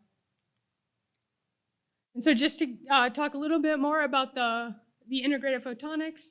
What's shown on the left is a quantum wafer from the American Institute of Manufacturing from Photonics in Albany that our team has worked closely with to develop actually quantum wafers now. These have quantum devices on them. This one's a 300 millimeter silicon-based device, and I list some of the losses there. But it has many devices on it. A few I pointed out here are trenches for inserting matter-based qubits in the future. So those could be solid-state qubits or potentially atomic qubits, not right away, but in the future we could think about putting atomic qubits on there. There's entangled photon sources, and there's also things like visible photodetectors so that we can collect light from the ions when we want to read them out. And then Mike and team are also working on a platform that's ultra-wide bandgap. So in its aluminum nitride quantum waveguide that can go from the UV to the infrared. So it can really cover all the qubit technologies, near all the qubit technologies that are available today. What kind of prompted some of this work was that we also have ytterbium in our main lab across the way. And so we wanted to see if we could build integrated photonics that would work in the UV to interface with the ions eventually. But now that we also have a visible trapped ion candidate, we can think about the visible regime as well. But in any case, this is a really ultra-wide bandgap platform, you know, kind of thinking in the future if you can put all the technologies on chip, both your memory qubits, your processing qubits, and your photons. And then I alluded to this before, an alignment-free ion trap. This is a different way to look at it. If you could pattern an ion trap on the tip of a fiber, then you have a very unique device in that one fiber can get all the light in and out of the atomic system. And you can think about doing unique things with maybe clock and sensor qubits. You know, NIST was really the first to demonstrate that, where they ran an aluminum clock, which was the best in the world at the time, by using quantum logic to transfer information in and out of, I believe it was a beryllium, it could have been a magnesium ion. And so we want to use that same idea, but now with a very low size, weight, and power system that can just be the tip of a fiber, really. And if we were able to do that, we might think about then to interface with a solid state system like our superconducting qubits, which I'll talk about in a minute, actually dip it down into the fridge all the way to the millikelvin stage to get the light in and out. This is a very future-looking vision. I should say that right from the get-go. But it's not out of the realm of the possibility for the technologies that we're working on in our lab. And to give you a little bit more information about the superconducting work, so we have our superconducting team is newer to the team. They've been here for about 3 years, and they're already getting phenomenal results, as you'll hear about tomorrow. But we have 2 dilution refrigerators and 2 adiabatic refrigerators. There's 2 in this building and 2 in our main site. And the team, Matt and his team, have demonstrated world-class superconducting coherence times and gate fidelities. And we're partnering with other institutions and businesses to make modular superconducting qubit architecture, and also microwave to optical converters and elements to interface with the trapped ion group. So again, you see the future vision here of everything on chip, and then you could put that chip into a dilution refrigerator, and that would be your network node essentially, and you could connect between dilution refrigerators, assuming transduction and all that, which we're happy to take questions on either today or tomorrow.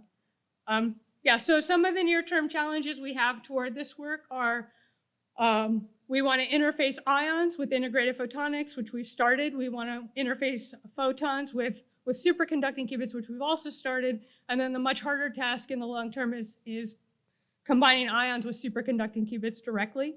And so some questions around that are, how do you couple strongly for efficient information transfer these very 2 dissimilar systems? One's an atomic qubit that wants to operate in the optical regime, and the other's a superconducting qubit that's in a dilution refrigerator that wants to operate in the microwave regime. And so we're thinking hard about if there's a way to directly couple those, and ultimately that would give you microwave to optical transduction. How do we make the superconducting qubits compatible with both the photonic circuitry that we're interested in and also the trapped ion platforms, and issues around things like how to mitigate quasi-particle poisoning? How do we interface these qubit modalities across the very large temperature gradients, timescales, and energies that exist?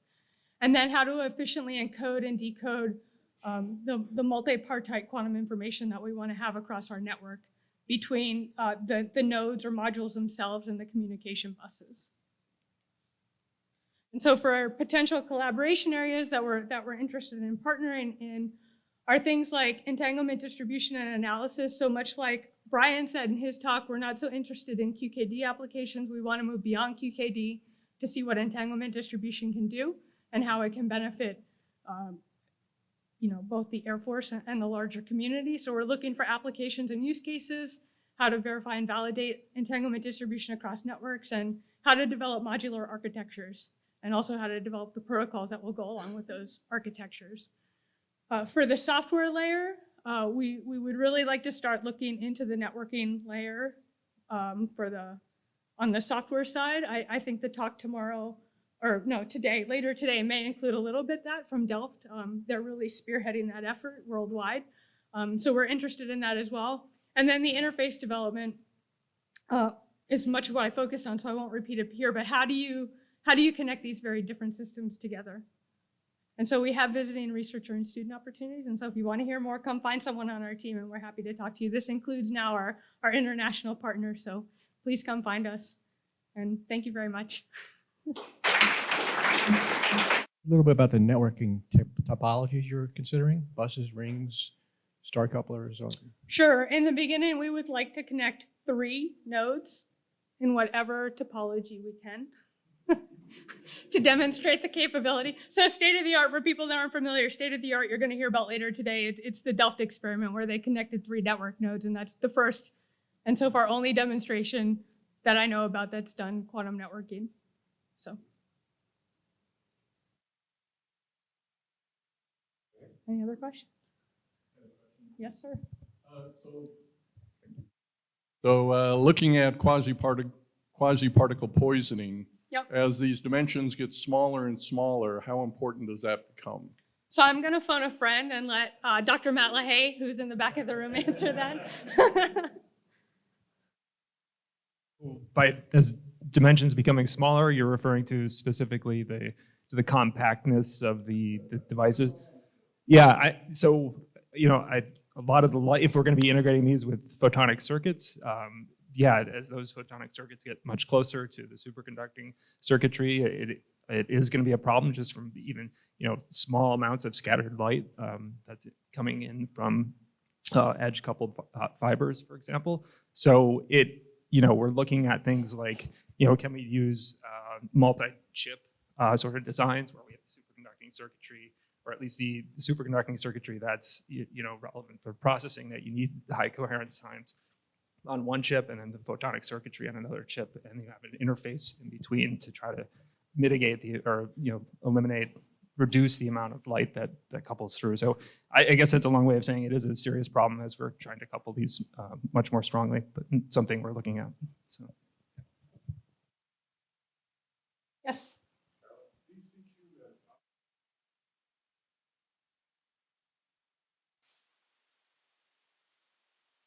We are an associate member of the DC Quantum Net. So we're not directly involved because we are not in the DC area, but we are planning to collaborate together so that, it's a good way for us to test technologies across test beds, really. And I'm going to take a second because I forgot to say this earlier, so I apologize. But I should also mention, here in Rome, we're doing quantum networking for ground and let's call it low-lying aircraft-based systems. We also have a quantum networking group down in New Mexico who does space-based optical channels. And so one of their team members is here this week. And so if you'd like an introduction to talk about the satellite-based piece of the network, I'm happy to provide that. So just come find me and I'll introduce you.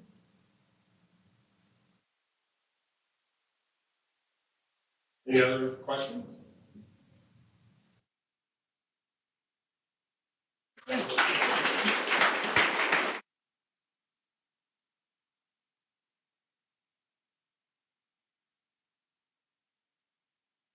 All right, next up is our second keynote address of the week.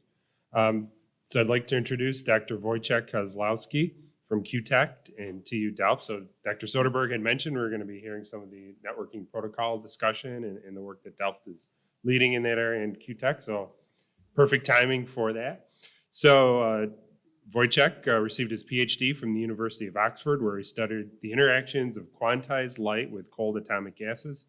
He then joined the network protocols team at Metaswitch, and then moved on to QTech as a postdoc in Stephanie Wiener's group, with research focused on quantum network protocol design. So there's that common theme. He is now the quantum network engineer at Q-Tech and leads the Institute's quantum network software stack engineering and full stack integration efforts. So it's an honor to have Dr. Kozlowski here with us today and having traveled so far to be with us. So thank you very much.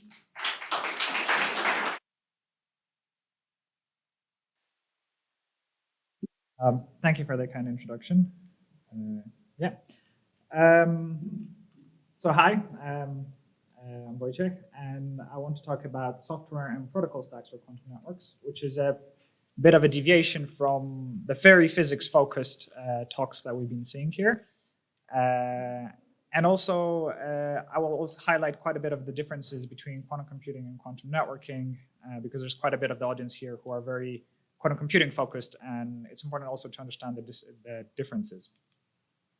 Before I go into that, I actually want to talk about the Quantum Internet Alliance, which is a European collaboration funded by the EU's quantum technology flagship, of which I'm a part of, and I have a fancy t-shirt from.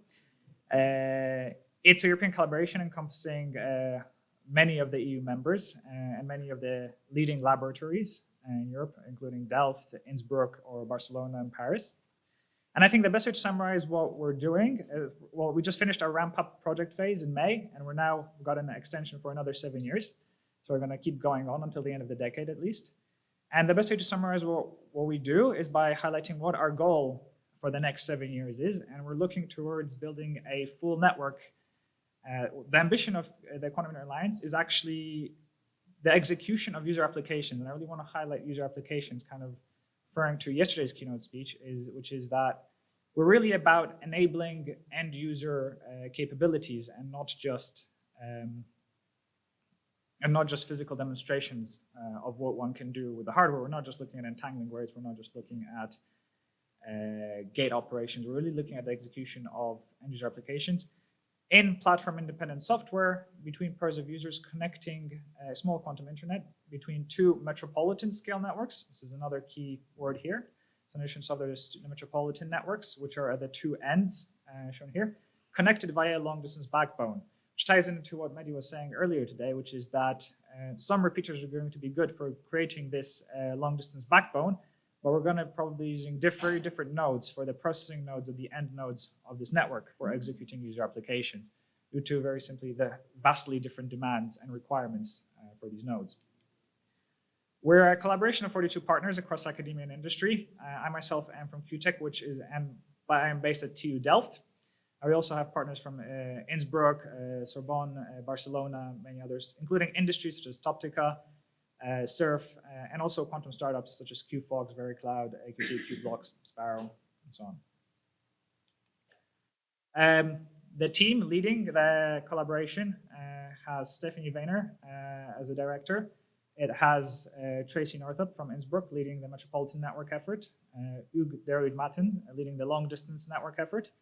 I am leading the software stack and full stack integration effort of the Quantum Internet Alliance. And in addition to the technical tracks, we also have teams for the use cases led by Peter Hinrich from Surf.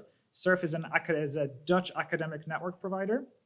And we also have an innovation team to help bring out the technologies we developed in Kia into industry. And this is led by Stefan Ritter from Toptica. And whilst this is I'm a member of the Quantum Internet Alliance, and within that, I lead the stack and integration section of the work. Within Q-Tech itself, I am part of what we call the stack team, which is a fully engineering team. This is not a research team. We don't have PhD students. We're a group of senior engineers who aim to essentially develop these software and protocol systems and deploy them on the network that I showed a few slides ago.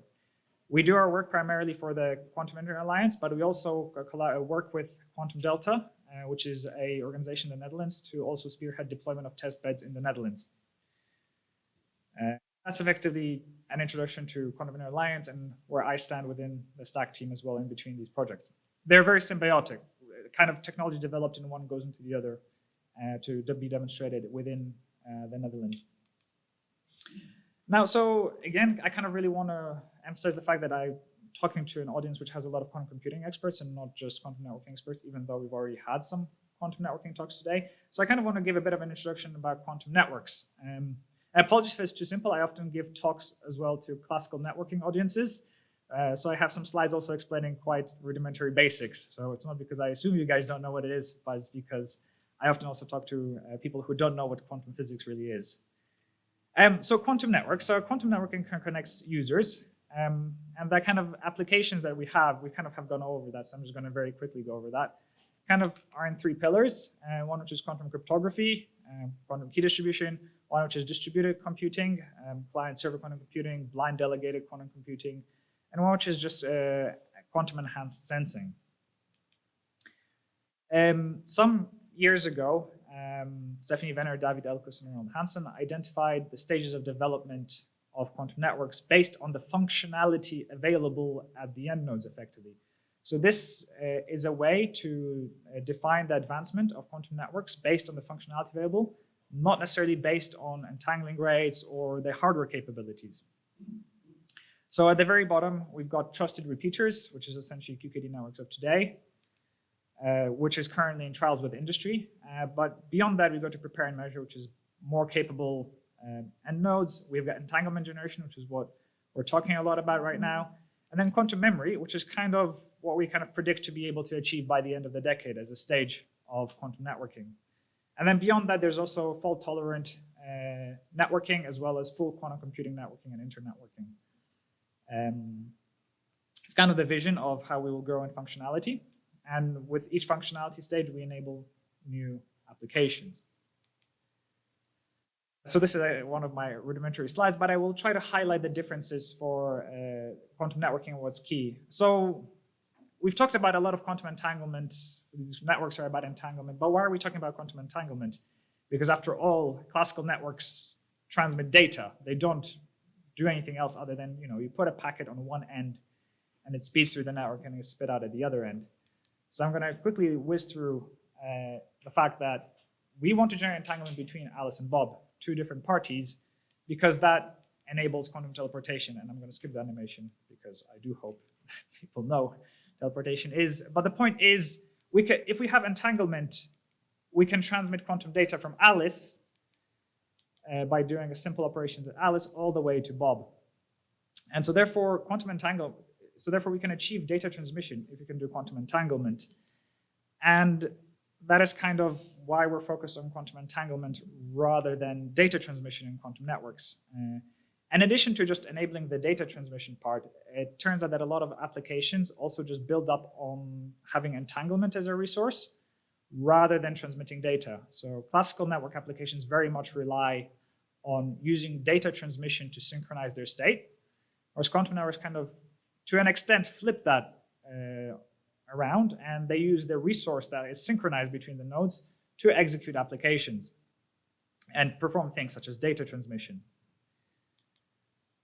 And again, this was already mentioned, but how do we distribute entanglement across a network? Well, we rely on this trick that exists in quantum networking, which is that if you've got two entangled pairs, you can perform an operation called entanglement swapping, which what it does is, without explanations, which most of you might be familiar with, just effectively creates a longer range entangled pair between the end nodes.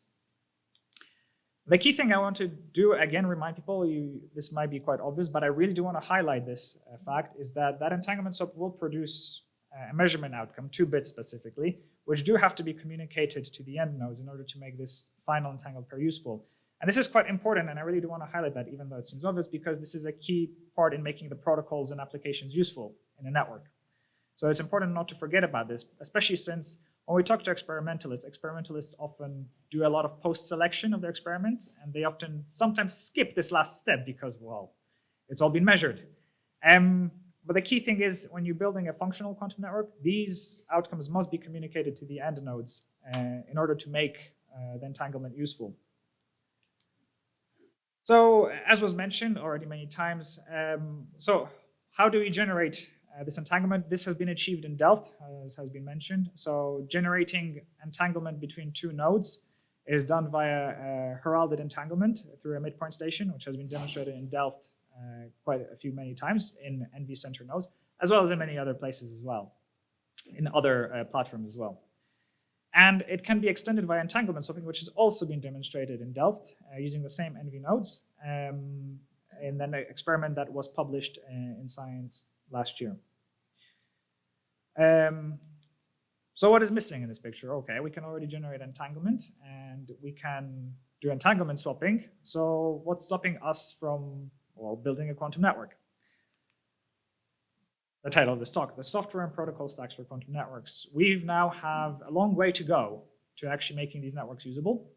And this involves a lot of software layers and protocol stacks, because it's one thing to be able to generate this entanglement, but it's another thing to actually make it usable to any end user.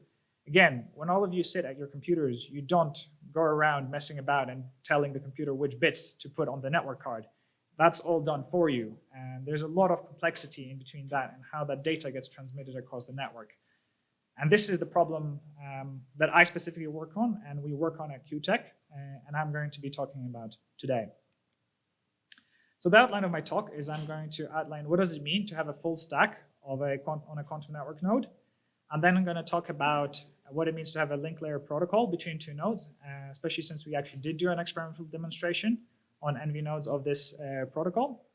Then I'm going to talk about the network layer protocol, which we haven't demonstrated experimentally yet, but essentially we already have designed and we're going to be preparing and is effectively ready for the next iteration of Kia when we'll be extending to more nodes.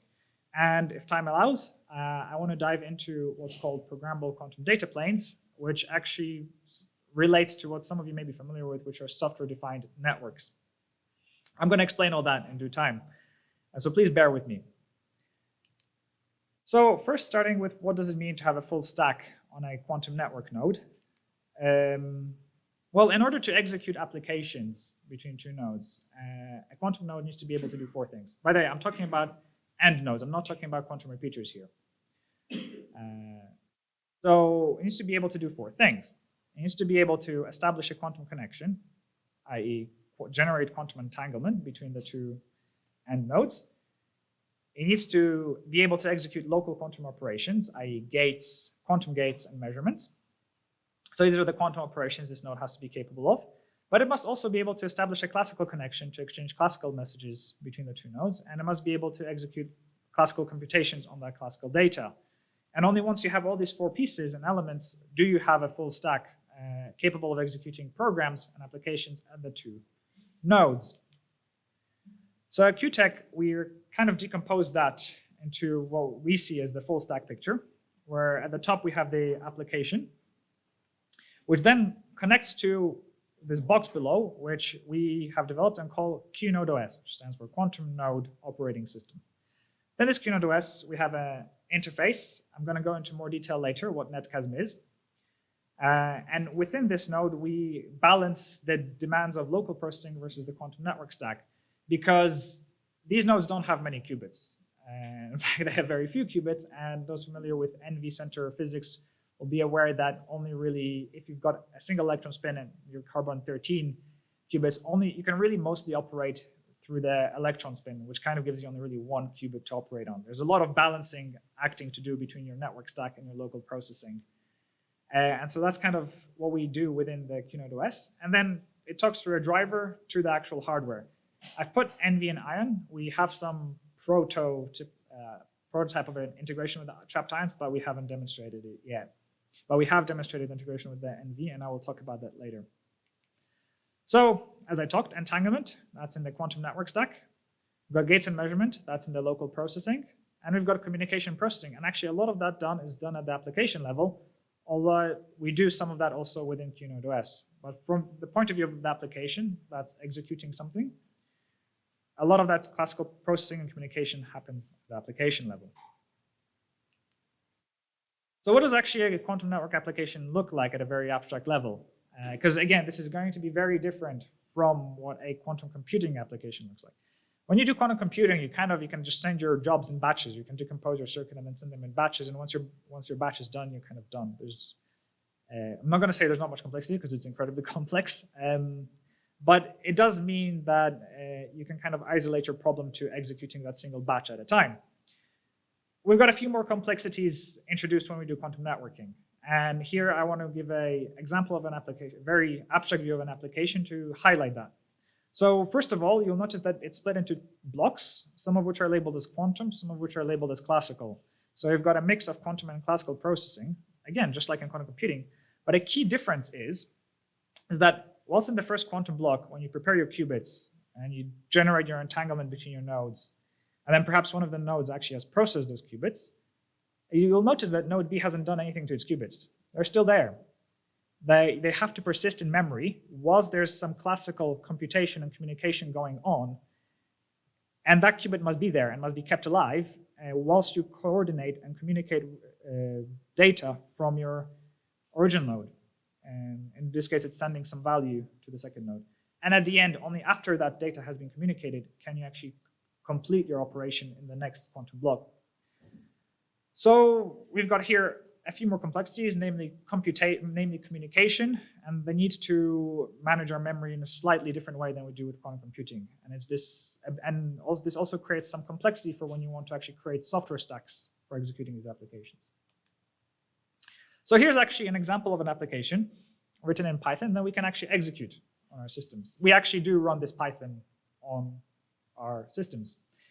What you'll notice is there's some setup code at the top that sets up things like communication sockets for classical communication and entanglement communication.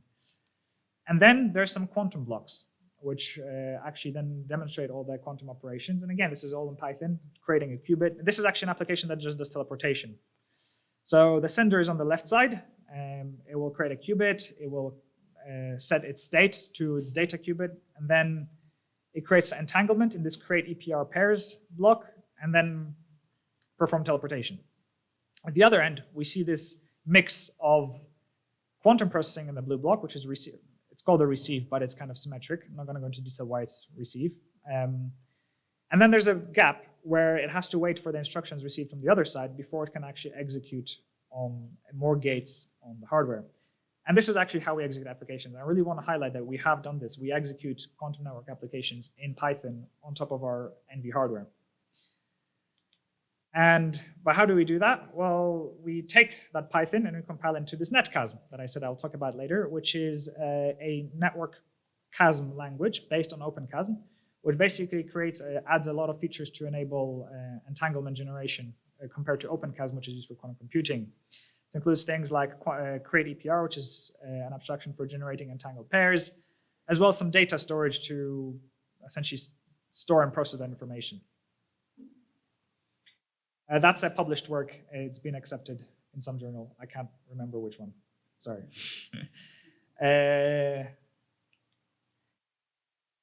Then how do we then, I've kind of saying, oh, we've got this create EPR, and it's great for the application developer. They can just write, oh, I just want an EPR pair, which is fantastic. But how do we actually do it? So at the top, we've got this netcasm layer, which is effectively our application layer. But below, we've got the full protocol stack. And this is something that has been already mentioned a few times in the talk, but we have actually developed, proposed at QTech a network protocol stack, heavily inspired by the classical network stack. So for those of you familiar with the OC, or some call it TCP/IP protocol stack, we have proposed one for quantum networking. And actually, I'm going to highlight, this is a question I get asked by classical networking people, is like, why have we come up with a new network protocol stack? After all, can we not just change the physical layer and just run the same Ethernet and IP over it? And in principle, I guess if we just transmitted qubits, perhaps, but I'm not so sure. But because entanglement is so different to classical data, and I don't really have to explain why that is, we actually do need a brand new protocol stack. It operates very differently and on very different abstractions than the classical network stack. And a link layer was proposed together with a physical layer protocol was proposed in 2019, and a network layer protocol was proposed in 2020. I'm going to go into both of those today. And how do they sit in this picture of a full stack? So I'm going to already just spoil some of the fun. We don't have a transport layer, and there's a reason why we don't have one, mostly because it's not that useful yet. But we've split the network stack where we have implemented the physical layer in the hardware. So it's kind of effectively best left to the people who do the hardware to decide how to implement that. They know best, essentially. But we have implemented the link and network layers in the quantum network stack within this Keynote OS. I'd actually love to talk a bit more about Keynote OS, but we're still collecting data for it in the lab. So hopefully within the next few months, you will see some more publications on what exactly is inside this Keynote OS and how exactly it works. So that's coming up. I'm going to focus on the network stack though, because that has been implemented and we have demonstrated it. So let me move on to our demonstration of the link layer protocol. So it was to us, it was quite a big milestone because it was the first time we actually delivered entanglement through a full stack all the way to the user level. This is our first demonstration of actually running a Python network application on top of cutting edge hardware, which is the NV-Center nodes in Delft. This is all summarized in the paper called Experimental Demonstration over here, and that has been accepted to NPJ-QI. And I'm going to talk about, and in this, we have demonstrated effectively the bottom two layers. That's why I kind of grayed out the top layers. They're not part of this. Well, perhaps I shouldn't have grayed out the application layer, but anyway. So the focus in the next few slides is the physical and the link layer. So we started with the original proposal, which was put out in 2019. And we moved that into an actual concrete implementation that we implemented in the lab. And I want to actually kind of go through that process. How did that go? Because it's one thing to propose a network protocol in simulation, and it's another thing to completely implement it in hardware. And we have made changes and had to adapt as that process went. And we learned a lot, and I kind of really want to emphasize the things we learned through this process. So it's not like the link layer protocol was designed in a vacuum. It was designed in discussions with the experimentalists we later implemented this with, and yet still we had to go and change quite a lot through the process. So first, a high-level view of how this works. So first, I'm going to go do a quick rundown, and then I'm going to take it apart. So first, at the very top, we've got the application in the blue, at the very top, which sends effectively these netcasm applications down into the instruction processor inside our network controller. This then effectively isolates the entanglement instruction, and that entanglement instruction is passed on to the link layer protocol, the network protocol stack. This will then communicate with its peer, so it actually does some classical communication because it has to synchronize some of its parameters with its peer. Otherwise, it cannot execute this. They both need to know what they're doing, effectively, which is, again, quite a bit of a difference with classical networking. In that, in classical networking, you can just send data, and the other node doesn't need to really, it has to know that it wants to receive data, but there's not as much synchronization. And that will eventually translate into instructions sent over a hardware interface into the device controller, which is actually implemented in a device called Adwin, which I don't know much about, so I can't tell you much about it. But that will control the AWGs and other optics and electronics. And the instructions are effectively, hey, generate entanglement, and it will generate this entanglement in batch. It will make a batch of attempts, and then it will communicate back whether it failed or succeeded. If it failed, we try again. And if it succeeded, we will do a Pauli correction. We do a Pauli correction because the application level expects that the state is always in a 5+ Bell state. So therefore, the stack will automatically correct it. At the moment, it's a bit redundant, but we have it there. And the way it looks like in time, at the bottom plot B shows kind of how it looks in time. And it's basically a lot of, please do it. And it keeps failing a lot because it's actually quite hard to generate entanglement. And once it succeeds, it will immediately execute all the operations. We generated entanglement fidelity of close to 0.8, which is actually close to what the hardware can do. The difference comes from the fact that we did this Pauli correction that we didn't really need to do.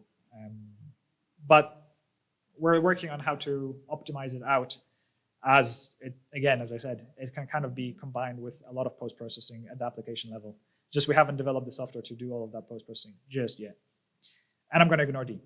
Look into the paper what plot D is. So kind of going into how did we translate the proposed protocol that we've simulated in a network simulator called NetSquid into an implementation. So there's a higher layer. And since I already explained netcasm, I'm not going to go into the detail again. We wrote these applications in Python that we actually evaluated. And this is actually a tomography experiment. Actually, this is a remote state preparation, including tomography experiment. And this is effectively it. That's it. There is no more complexity than that at the application level. it effectively, the key things to highlight is just there's an create entanglement instruction in line 15. If you look over there, and there's a similar receive entanglement on 26. Again, this create receive is simply just to break the symmetry, and one of them must initiate, one of them must receive the communication, but the entanglement itself is symmetrical. So that gets sent to the instruction processor, so which was again included in the original link layer proposal. And then we have the link layer protocol. The original link layer protocol, called the Entanglement Generation Protocol, EGP, had quite a few elements to it. And so starting off, it had a fidelity estimation unit to kind of translate. So one of the things that an NV center can do is it can trade off generated entanglement fidelity for entanglement generation rate. And so therefore, originally there was an estimation unit to kind of estimate physical layer parameters for how to achieve that. In the NV center case, it's a bright state population. Turns out that putting that in the link layer is not a great place. It's best, again, leave those things to the hardware and actually just communicate the fidelity to the hardware. And also, we don't have a quantum memory management in the protocol itself. It's kind of part of Keynote OS as a larger component. It's still there, it's just not in the protocol itself. But also now I want to focus on the scheduler and queue. So the link layer protocol, in order to work, needs some signaling from a higher layer, which I'm going to go into later. It's called the control plane. Essentially, somebody has to tell the protocol stack on both nodes in what order the request should be served, because you can be running not just one application, but like tens, hundreds, hopefully, at one point. And they have to be served appropriately with an appropriate policy and with an appropriate time, essentially. And kind of the key problem this solves is that both nodes need to be aware that they have to generate entanglement at the same time, because you don't want the other node to be doing things like executing some local application and executing basically just something else, or entangling itself with some other node. There's a finite set of qubits available at each node, so if it's doing something else, it cannot entangle with your node. And so therefore, that's what this queue is there for, which is essentially to specify when do these two nodes have time to entangle. So the original link layer proposal used a distributed queue. Essentially, there was a protocol that created this queue and maintained it across the two nodes. We did not implement that. The problem with a distributed queue was that it's kind of valid and only solves the problem on the link scope. Whereas we're kind of already looking forward, and looking forward, we'll want to be connecting networks. And we will want to be synchronizing the entanglement generation on many links with each other, and doing it via a protocol that's link local is very difficult. We need a bit more control over how to synchronize and coordinate entanglement generation. We've adopted essentially a time division multiplexing approach. There's a proposal for how to actually do and calculate these time divisions, these time bins. We didn't implement any of that, just to be clear. We've created the option for implementing that in the future. Currently, we just manually decide on what the schedule is and put that in. It's only two nodes. It's not very hard to compute. It's basically, these two nodes get to go all the time. But we're looking already for the future, because we do want to create a full end-to-end network. So eventually, now that you have this time division, this schedule of when to generate entanglement and when does each node need to generate its entanglement, and so therefore it knows when to send the instructions to the hardware. The software-hardware interface is implemented in what I'd call a peculiar way, in which the physical layer actually asks on a specific clock the software layer what to do. And it was done this way because that's just how the control devices worked in the lab. And we're not going to throw out the lab devices just to do a test of the protocol, so we built around that. And so effectively, we've got a protocol, we've got the device asking the software layer what it should do, and it receives an instruction, for example, an entanglement instruction, and it will process it, or it will receive an instruction to execute a local gate. And then it has its own little state machine internally to process that. What does it need to do? Does it need to initialize the qubit? Does it not need to initialize the qubit? How does it control the lasers, etc.? So it does all that without any awareness of what's next. That's quite important, because this is what the experimentalists found very hard and time consuming to implement. not because it's conceptually hard, but this is very different from how they run experiments. In an experiment, usually, they know well ahead of time what they're going to be doing. So they program the entire sequence with that in mind. They could not do that anymore when you're integrating with a full stack. The physical layer has to execute without any knowledge of what's next. And that was a new challenge for the experimentalists. And they actually solved it they solved it very well with a finite state machine that was actually capable of executing this. And there were a lot of hiccups on this point, actually, where the assumptions of the interface were broken on one side or the other. And this actually involved a lot of iteration with the hardware team. This is one of the most important lessons we actually took out from this, which is that this interface is tricky. It's very difficult, in short. And it's important to get it right. And then below the physical layer executed a variation, essentially, of the midpoint heralding protocol as was originally proposed in the link layer protocol paper. And effectively, there's a few differences. I'm not going to go into much detail, but essentially, we send much less metadata than in the original protocol proposal. There are fewer. Our heralding station was really, really dumb compared to the one that was assumed in the proposal, which is another difference. There was a lot of synchronization going between these device controllers. They actually talk to each other, and because they had to synchronize down to nanosecond level in order to generate this entanglement. So just to be clear, the software layer does not operate at nanosecond level. It can only, even if you do a real-time operating system, it's only like microsecond at best. You can't beat that. That has to go down into the hardware. And so once we cleared the microsecond precision at the software layer, we can go into the hardware device controller gets it down to nanosecond precision for the actual triggering of the entanglement.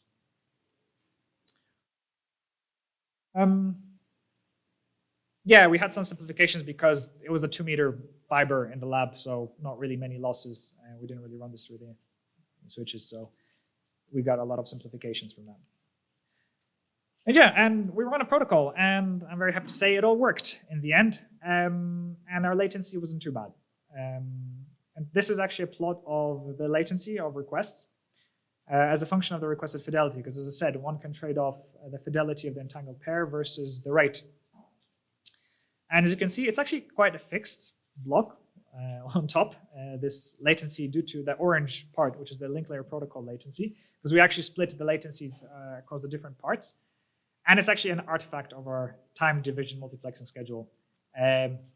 Essentially, it could be very easily brought down to like a 10 or 5 millisecond level just by reducing the size of these time bins.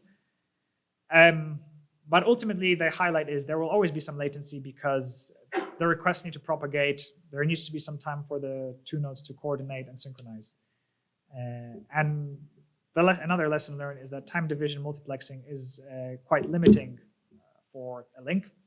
It's very much a tool and mechanism for a network. So it's kind of like using it for a single link is kind of like a sledgehammer approach, but we really do need it if we want to go to networks. But we're looking at ways of optimizing out things for a single link. I don't know, call it quantum LAN connectivity, some protocols for that to optimize these things. So that's the link layer protocol. That has been experimentally demonstrated. And that was quite an achievement. And yeah, we're moving on now to the next stage, which is we're going to be upgrading the whole system, and we're going to be demonstrating more and more complex applications. Because one thing we didn't do, and that was quite limiting in this demonstration, is we ran only very simple applications. We only really had one qubit on each side, which meant that effectively all we did was tomography experiments. That's not particularly complicated, and that's something you can really do in the lab. We want to move on to actual applications. We do have a variation. We do want to run some variation of teleportation, at least, or blind quantum computation eventually on these nodes. But for that, we need to extend the nodes with the ability to control the carbon qubit, which the hardware has. But again, this needs to be integrated with all the full finite state machine controlling the physical layer. And that's an entire process on its own. And other work. We also want to improve the hardware-software interface because the current one was constructed around what was in the lab, and it's not great. And we're also looking towards other things. In particular, we're looking towards the network layer. So having demonstrated the link layer protocol, what does it mean to then create entanglement across a network? And this is something we have not demonstrated. In principle, it is implemented in the software stack we used for the link layer demonstrations, but it was very much just a pass-through. So can't really say we've demonstrated it because we haven't really done entanglement swapping in that experiment.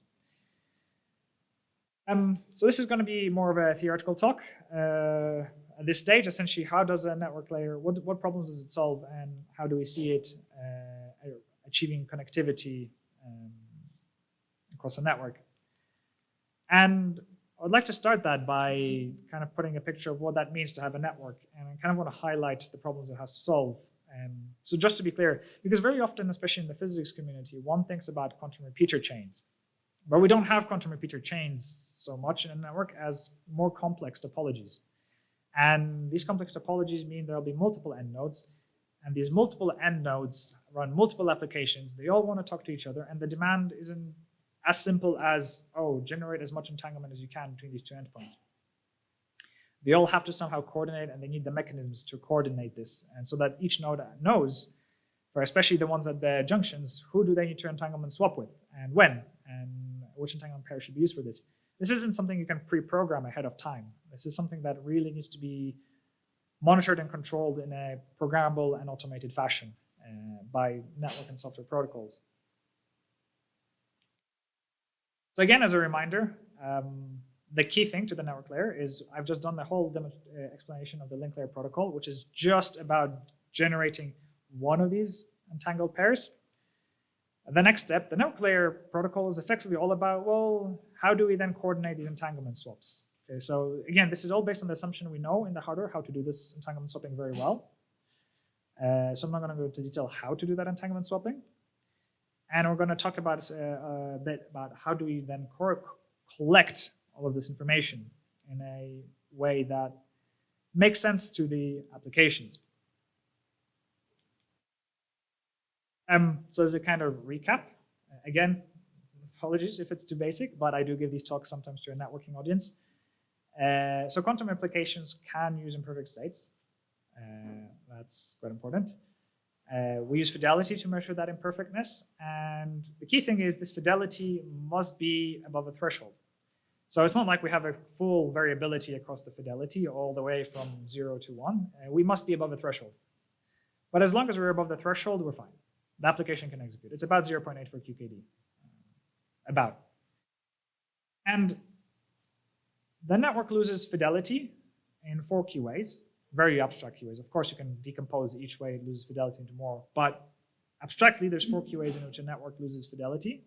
And what we did in this network layer protocol design is how can we design a protocol that takes those 4 ways of losing fidelity and tries to deliver entanglement at a particular fidelity to the end user.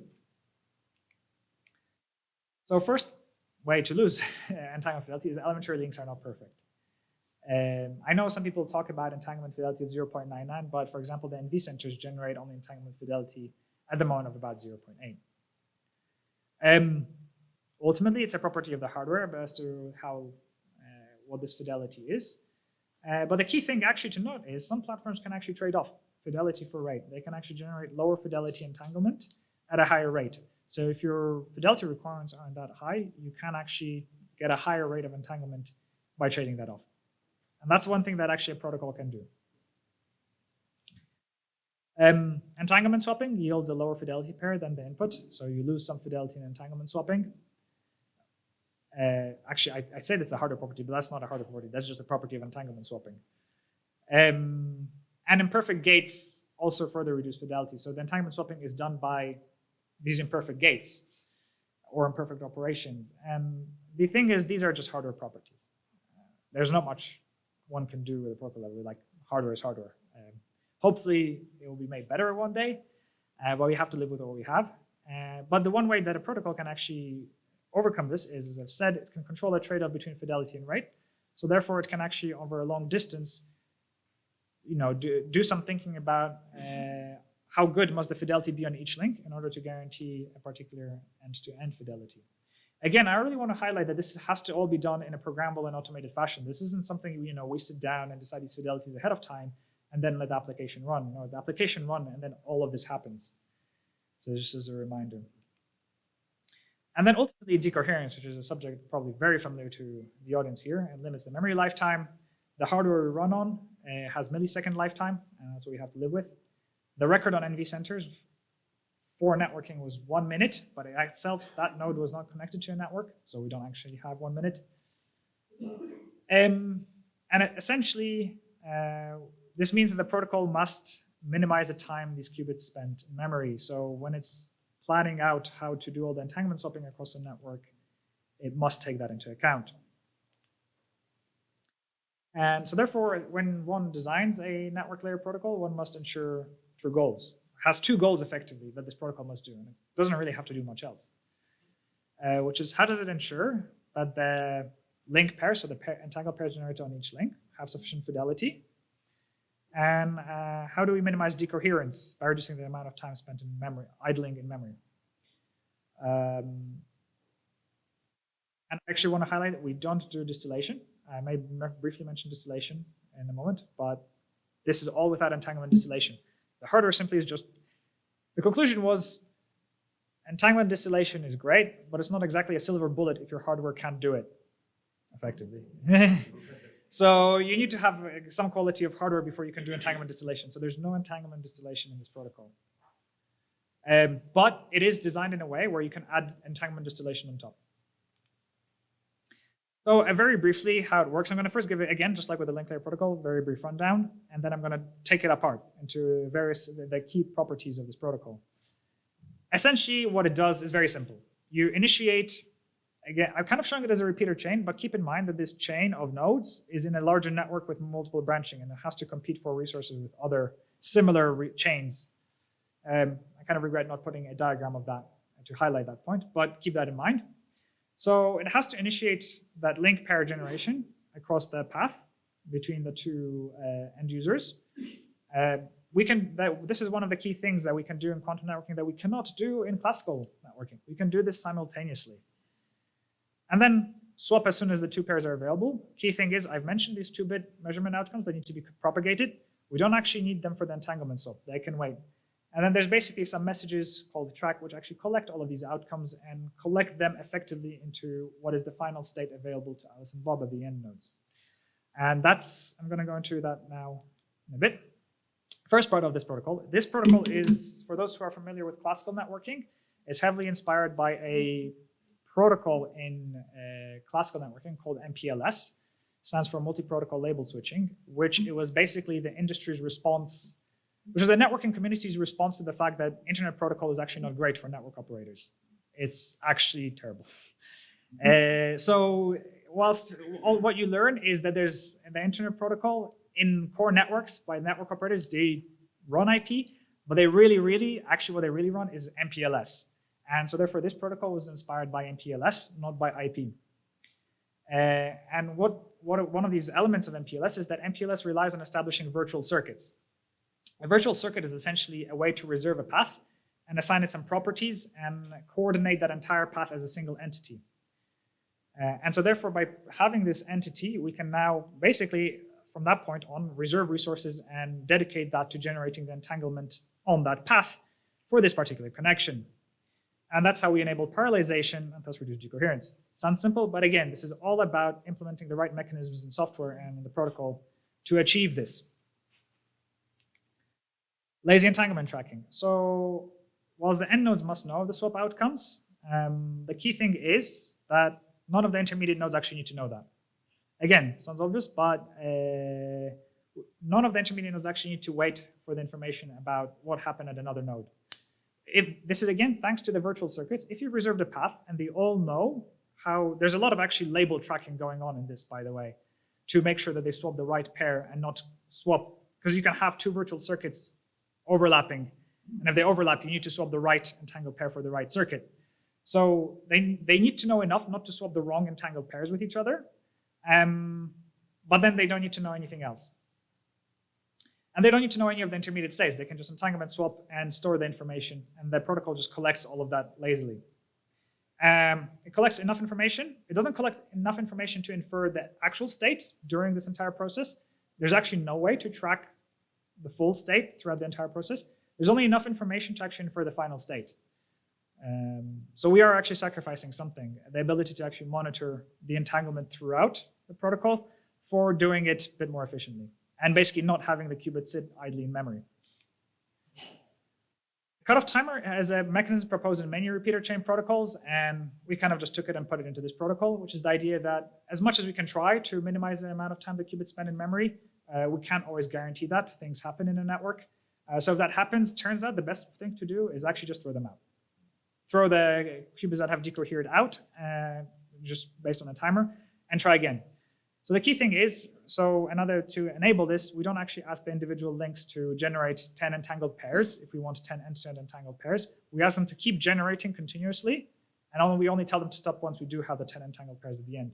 Because if the losses are significant, they may have to generate way more than 10 entangled pairs on each link. Aggregation. This is kind of more just for the classical community that would be interested in, but the point is actually, from the point of view of the applications of the end nodes, entangled pairs between the same pair of end nodes with the same end-to-end fidelity are identical. I'm putting identical in inverted commas because I know that identical to physicists who are familiar with bosons and fermions is very different. They're not identical in that sense, but they're identical from the sense, well, if you've asked for an end-to-end entangled pair with the minimum fidelity, then they're pretty much indistinguishable then to the application. They can then be given to the application that needs it at the right time. So we leave that demultiplexing to the end nodes and keep the network kind of free of concerns of which particular entangled pair is for which application. The network only concerns itself is like which entangled pair is for which virtual circuit. And then at the end nodes, the virtual circuits split into applications. This was evaluated in simulation. I don't really want to go too much into it. I'm going to highlight the very bottom plot, which is a plot of entanglement generation rate for two fidelities, 0.9 and 0.8, across a delay, an artificial delay between the nodes. So what would happen as we keep extending the nodes based on for a fixed lifetime? The green line is the qubit memory lifetime. And so as you can see, actually, this protocol does quite well until you start hitting message propagation that are comparable to the qubit lifetime. And it's kind of a limitation, these protocols. I don't exactly see how well you could do if your memory lifetime is comparable to the round trip time between the nodes. This could be probably overcome slightly to an extent if your end nodes process the qubits immediately and only then decide whether they keep the outcome based on what they hear from the network. So essentially, one thing is that your applications may be able to process the qubit immediately as soon as they have their local entangled pair and not wait for the full end-to-end entangled pair to be established. And they could potentially operate on it immediately, which was not implemented here.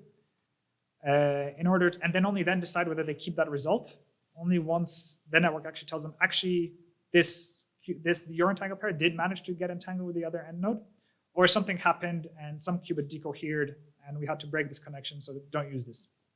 So this will create additional complexity at the end nodes, but it might help overcome this limitation of memory lifetime, which is actually quite serious. This may be something we will have to consider. With that, terminate. Actually, I do want to say something about the cutoff. Sorry. The middle plot, the top plot is just a comparison of rates. Don't really want to go into it. It's just that as you vary the memory lifetime, the rate goes down. The shorter your memory lifetime is, the lower your rate. Well, that's kind of expected. The middle plot compares this cutoff mechanism about discarding qubits within the network.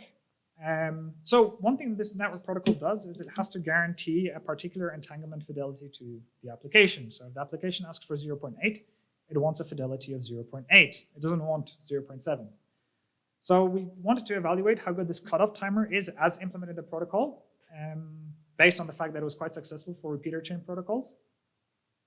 And it was actually quite good. So there's this blue and orange line. The blue line is slightly higher than the orange line. Now, what is that oracle? The oracle was basically we don't do a cutoff. We keep qubits that have been in the memory too long in the network. But in simulation, since this is done in simulation, we use an oracle to cheat and check the fidelity. So this is kind of assuming we have some perfect fidelity tracking mechanism that can tell us actually what the fidelity of the entangled pairs is. And if it's too low, we discard it at the end nodes. And it turns out discarding qubits within the network is much more efficient than having a perfect fidelity tracking mechanism telling you at the end nodes if your entanglement is good enough or not. So it's actually much better to discard as soon as possible than it is to wait until you have an entangled pair at the end nodes and only then discarding, even if you did have a perfect fidelity tracking mechanism, which would be probably very difficult to implement anyway. With that, I want to wrap up my network layers.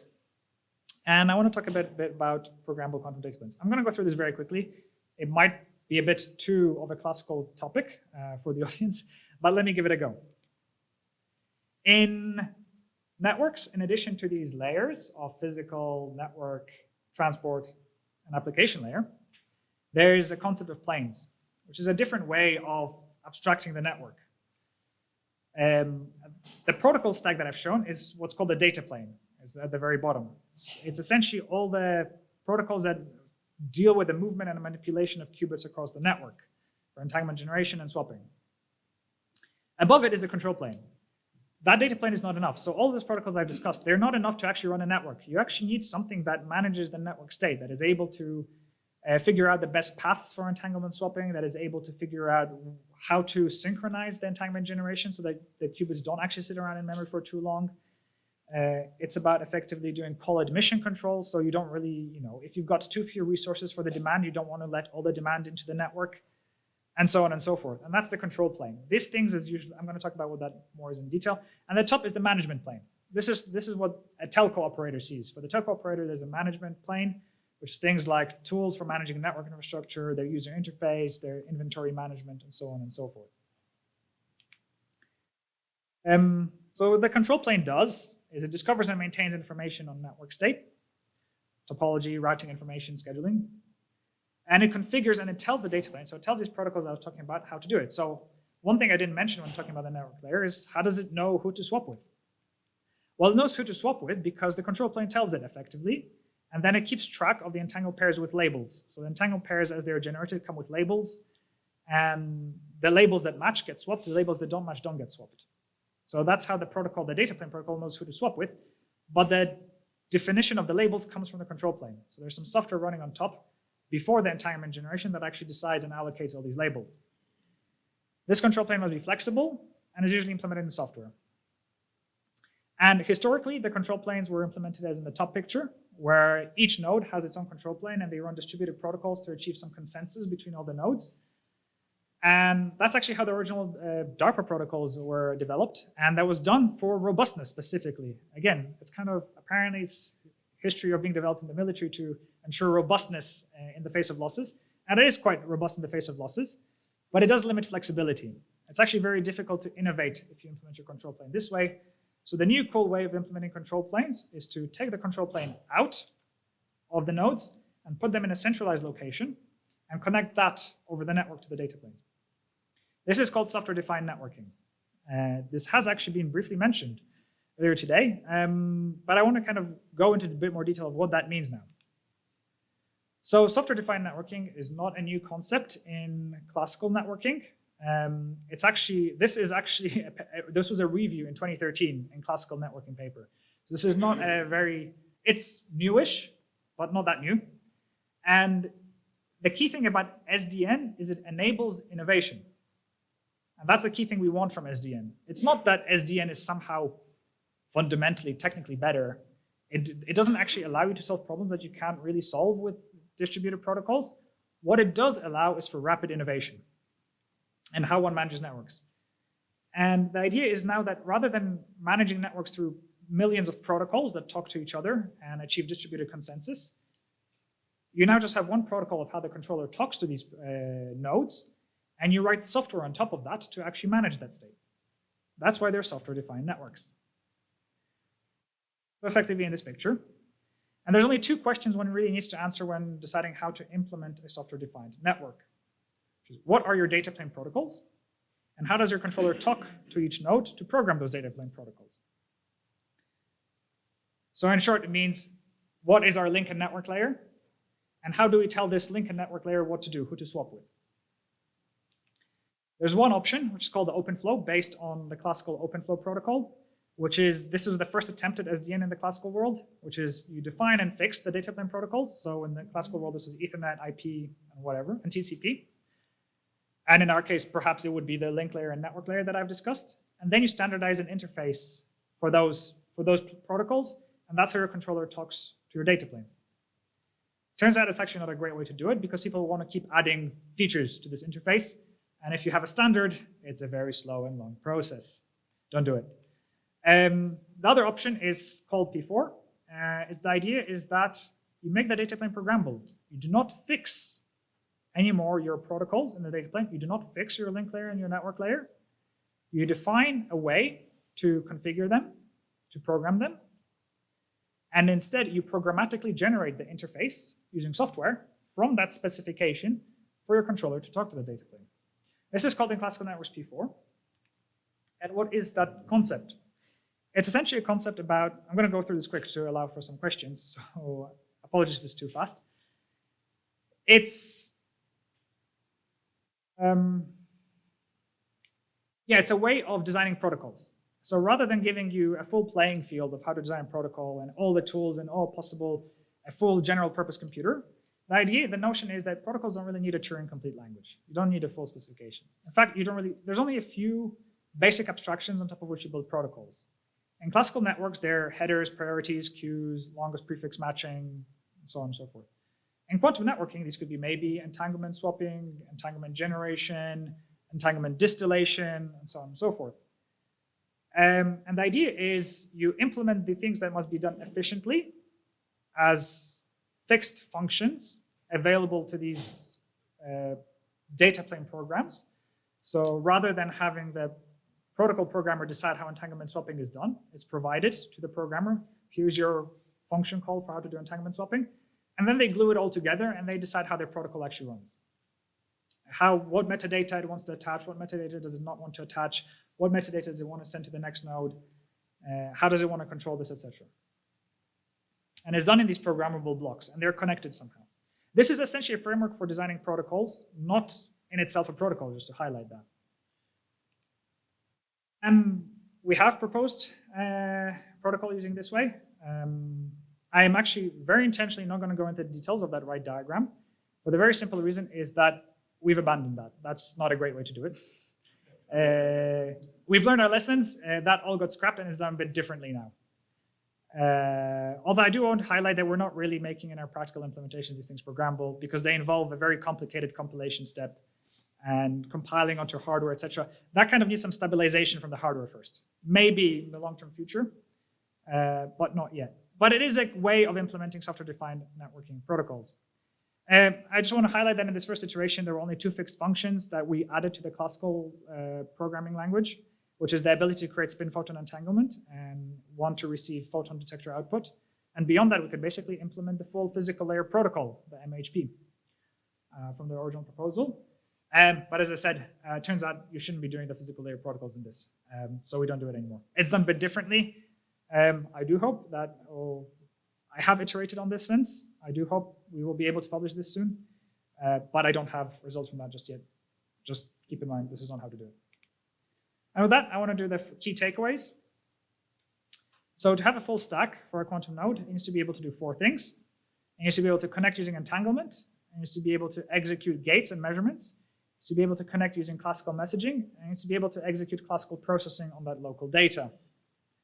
We have demonstrated the world's first full software and quantum network stack on NV-Center hardware. So we have done the full stack demonstration. We also have a network layer protocol capable of connecting distant endnodes despite decoherence. And I have also shown how we could potentially build, this is again potentially, quantum software-defined networks using programmable data planes. And before I actually allow you to ask some questions, I want to mention two bits of outreach I do. And I do want to highlight this for education purposes. So Quantum Network Explorer is a website developed by QTech. It's actually a platform for education about quantum networks. I work a lot with the marketing, with the community manager for Quantum Network Explorer to reach out to people and to give talks about how cool quantum networks are. And please visit the website. The key thing about this that might excite the people here is we do eventually plan to connect this to real hardware through that Keynote OS and full software stack that I've been just explaining. So there will be eventually a way to actually run applications through this interface on real hardware, eventually. Don't ask me when. But eventually. And the other outreach I do is I am a co-chair of the Quantum Internet Research Group in the IRTF. The IRTF is a sister organization of the IETF, which is an internet standards body. IRTF stands for Internet Research Task Force. And we're just completing our first informational RFC. And this is our outreach to the classical networking community to tell them about quantum networks and how they can get involved. There's a public mailing list. There's no membership. You can just join the mailing list and just participate. With that, I would like to thank my colleagues and collaborators on the STAC team, thank my engineers. We also work with the Vayner group and the Hansen group, and some collaborators from the computer science department.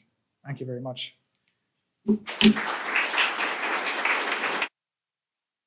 Probably don't need a mic, but anyway, great talk. I'm probably one of very few in the audience who's sort of a networking guy. So this is music to my ear. So thank you very much. And I have a lot of questions, but I guess we can, probably talk offline. But one of the questions I wanted to ask now is the transport layer. You said you are now working on it because currently, you don't see, a lot of use for it. But maybe, you can elaborate a little bit because I thought that, for classical networks, we know that transport layer is needed for end-to-end reliable delivery, flow control. When you have limited quantum memory at the receiving end, for example, right, you need that, and certainly reliability is an issue. So I just wanted to know why, you think that right now we don't need to work on the transport layer protocol. Thank you. Thank you, that's a great question. So we have put some thought into it, and you raise a question which is based on losses. Well, the first realization as to about the transport layer was, well, is it actually, if a user requests 10 entangled pairs, is it okay ever to deliver 8? And our answer to that question was no. It's never okay to deliver 8. So effectively, we've designed a network layer protocol that will always deliver 10 entangled pairs. So we do not actually have this TCP versus UDP trade-off of packet loss or qubit loss. The network, there's also other trade-offs in the transport layer that we do in the network layer. One, which is we still have this reliability versus latency trade-off. As I mentioned, we can choose the fidelity of our entangled pair. And so therefore that actually, we have to, and whilst in classical networks, that trade-off between reliability and latency is done at the end nodes. In the network layer as designed right now, that trade-off has to be done across the network. So the entire network has to be aware of actually what the end-to-end fidelity must be. So it must be done at the network layer. So therefore, that trade-off of fidelity versus rate is done at the network layer. There still is one more thing the transport layer does, which is effectively ports. We kind of cheat by kind of adding a little hack on top of the network layer. So that part could be in some kind of transport layer, but we don't exactly see a need for that yet. The original proposal for the transport layer said it's for qubit teleportation, but we actually find it's much easier to actually implement that as a library function in Netcasm than in the protocol stack, because most applications don't actually, that we run at least at the moment, don't actually teleport quantum data. Maybe eventually, when there'll be much bigger need for teleportation, that may happen, but right now, most of our applications just work directly with the entangled pair. So thank you. Yeah.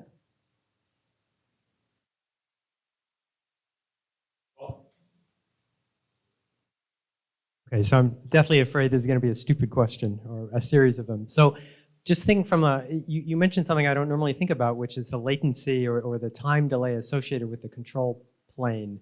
And you said something on the scale of a microsecond or something like that was the scale at which you can control things. But I can imagine a case where I'm trying to do swapping and I need to synchronize things to within, say, let's say 20 nanoseconds, just to pick a thing.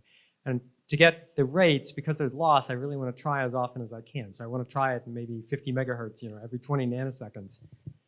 But now my control plane is only controlling things at a much slower time scale. So what is the limitation, or how does that play into how much it, what will I say, makes the experiment a lot harder from a, we in the lab would normally try and do things differently than every 20 nanoseconds we would have that control, but you don't have that control in your case. So how does that affect the overall performance? So it's a very, very good question. It's, I wouldn't say, so it's not strictly speaking the control plane, but ignore this, it's the software layer can only really react at microsecond scale. And the trick to answering that problem is we don't really want to ever sacrifice that ability to run things at a 20 nanosecond interval. That sounds a terrible way to design these things. So the trick is, in that case, not to move that logic to the software, but decide actually what the hardware-software interface should be. In that case, we would probably have to design the hardware-software interface where the software can provide a bit more information about what it wants the hardware to do, so that the hardware can actually do these multiple iterations on a 20 nanosecond level. As an example, we already did that actually with entanglement generation. So the original link layer protocol proposal suggested that actually every entanglement attempt was controlled from software. But the entanglement attempts can go much more frequently than microseconds. So actually what we changed is that rather than each instruction doing one entanglement attempt, it does an entire batch of about 1,000. So that's kind of, we'd be going kind of this way as to kind of asking the hardware to do a bit more on its own and only communicating back with the software when it's made sense on the relevant timescales. That mean the next 970 are wasted? No, it's short-circuited. So yeah, but we do have delays due to the way our interface is implemented at the moment of microsecond scale, which is why a lot of our next work is about improving this hardware-software interface. But yes, no, we are very keenly aware of the delays that software and running things in software introduce. So a lot of our work right now is focused on, now that we have all these lessons learned, we're really now going for what is a good hardware-software interface. And there's a lot of questions around it, and actually I can't really answer beyond, we'll try to batch things.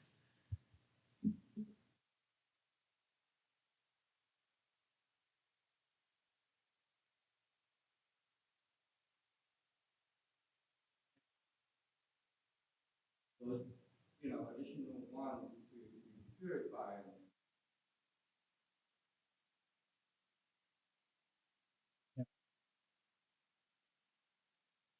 Other questions?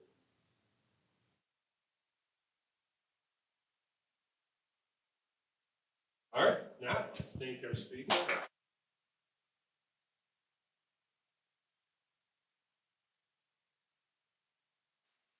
Okay, so this now takes us to lunch. Let me just kind of lay out where we're at right now. So we'll be heading downstairs where we were yesterday for lunch and dinner. For lunch today, the poster session will be starting at 1 o'clock. So that's next up right after lunch. So those manning posters, please be there just before 1 o'clock. And we'll make an announcement. We encourage everyone to go see the posters. And that'll be from 1 to 2 o'clock. Then we'll come back up here. At that time, the room is going to be split into two down the middle. And you'll be able to pick what sessions you'd like to go to. In the afternoon, we'll be running all parallel sessions. So first up will be entanglement, generation, and distribution, led by Professor Kuyat. Or we can attend applications optimization with Dr. Chen Fu Cheng from SUNY Poly. So, and that'll begin at 2 o'clock. So enjoy lunch. Thanks, everyone.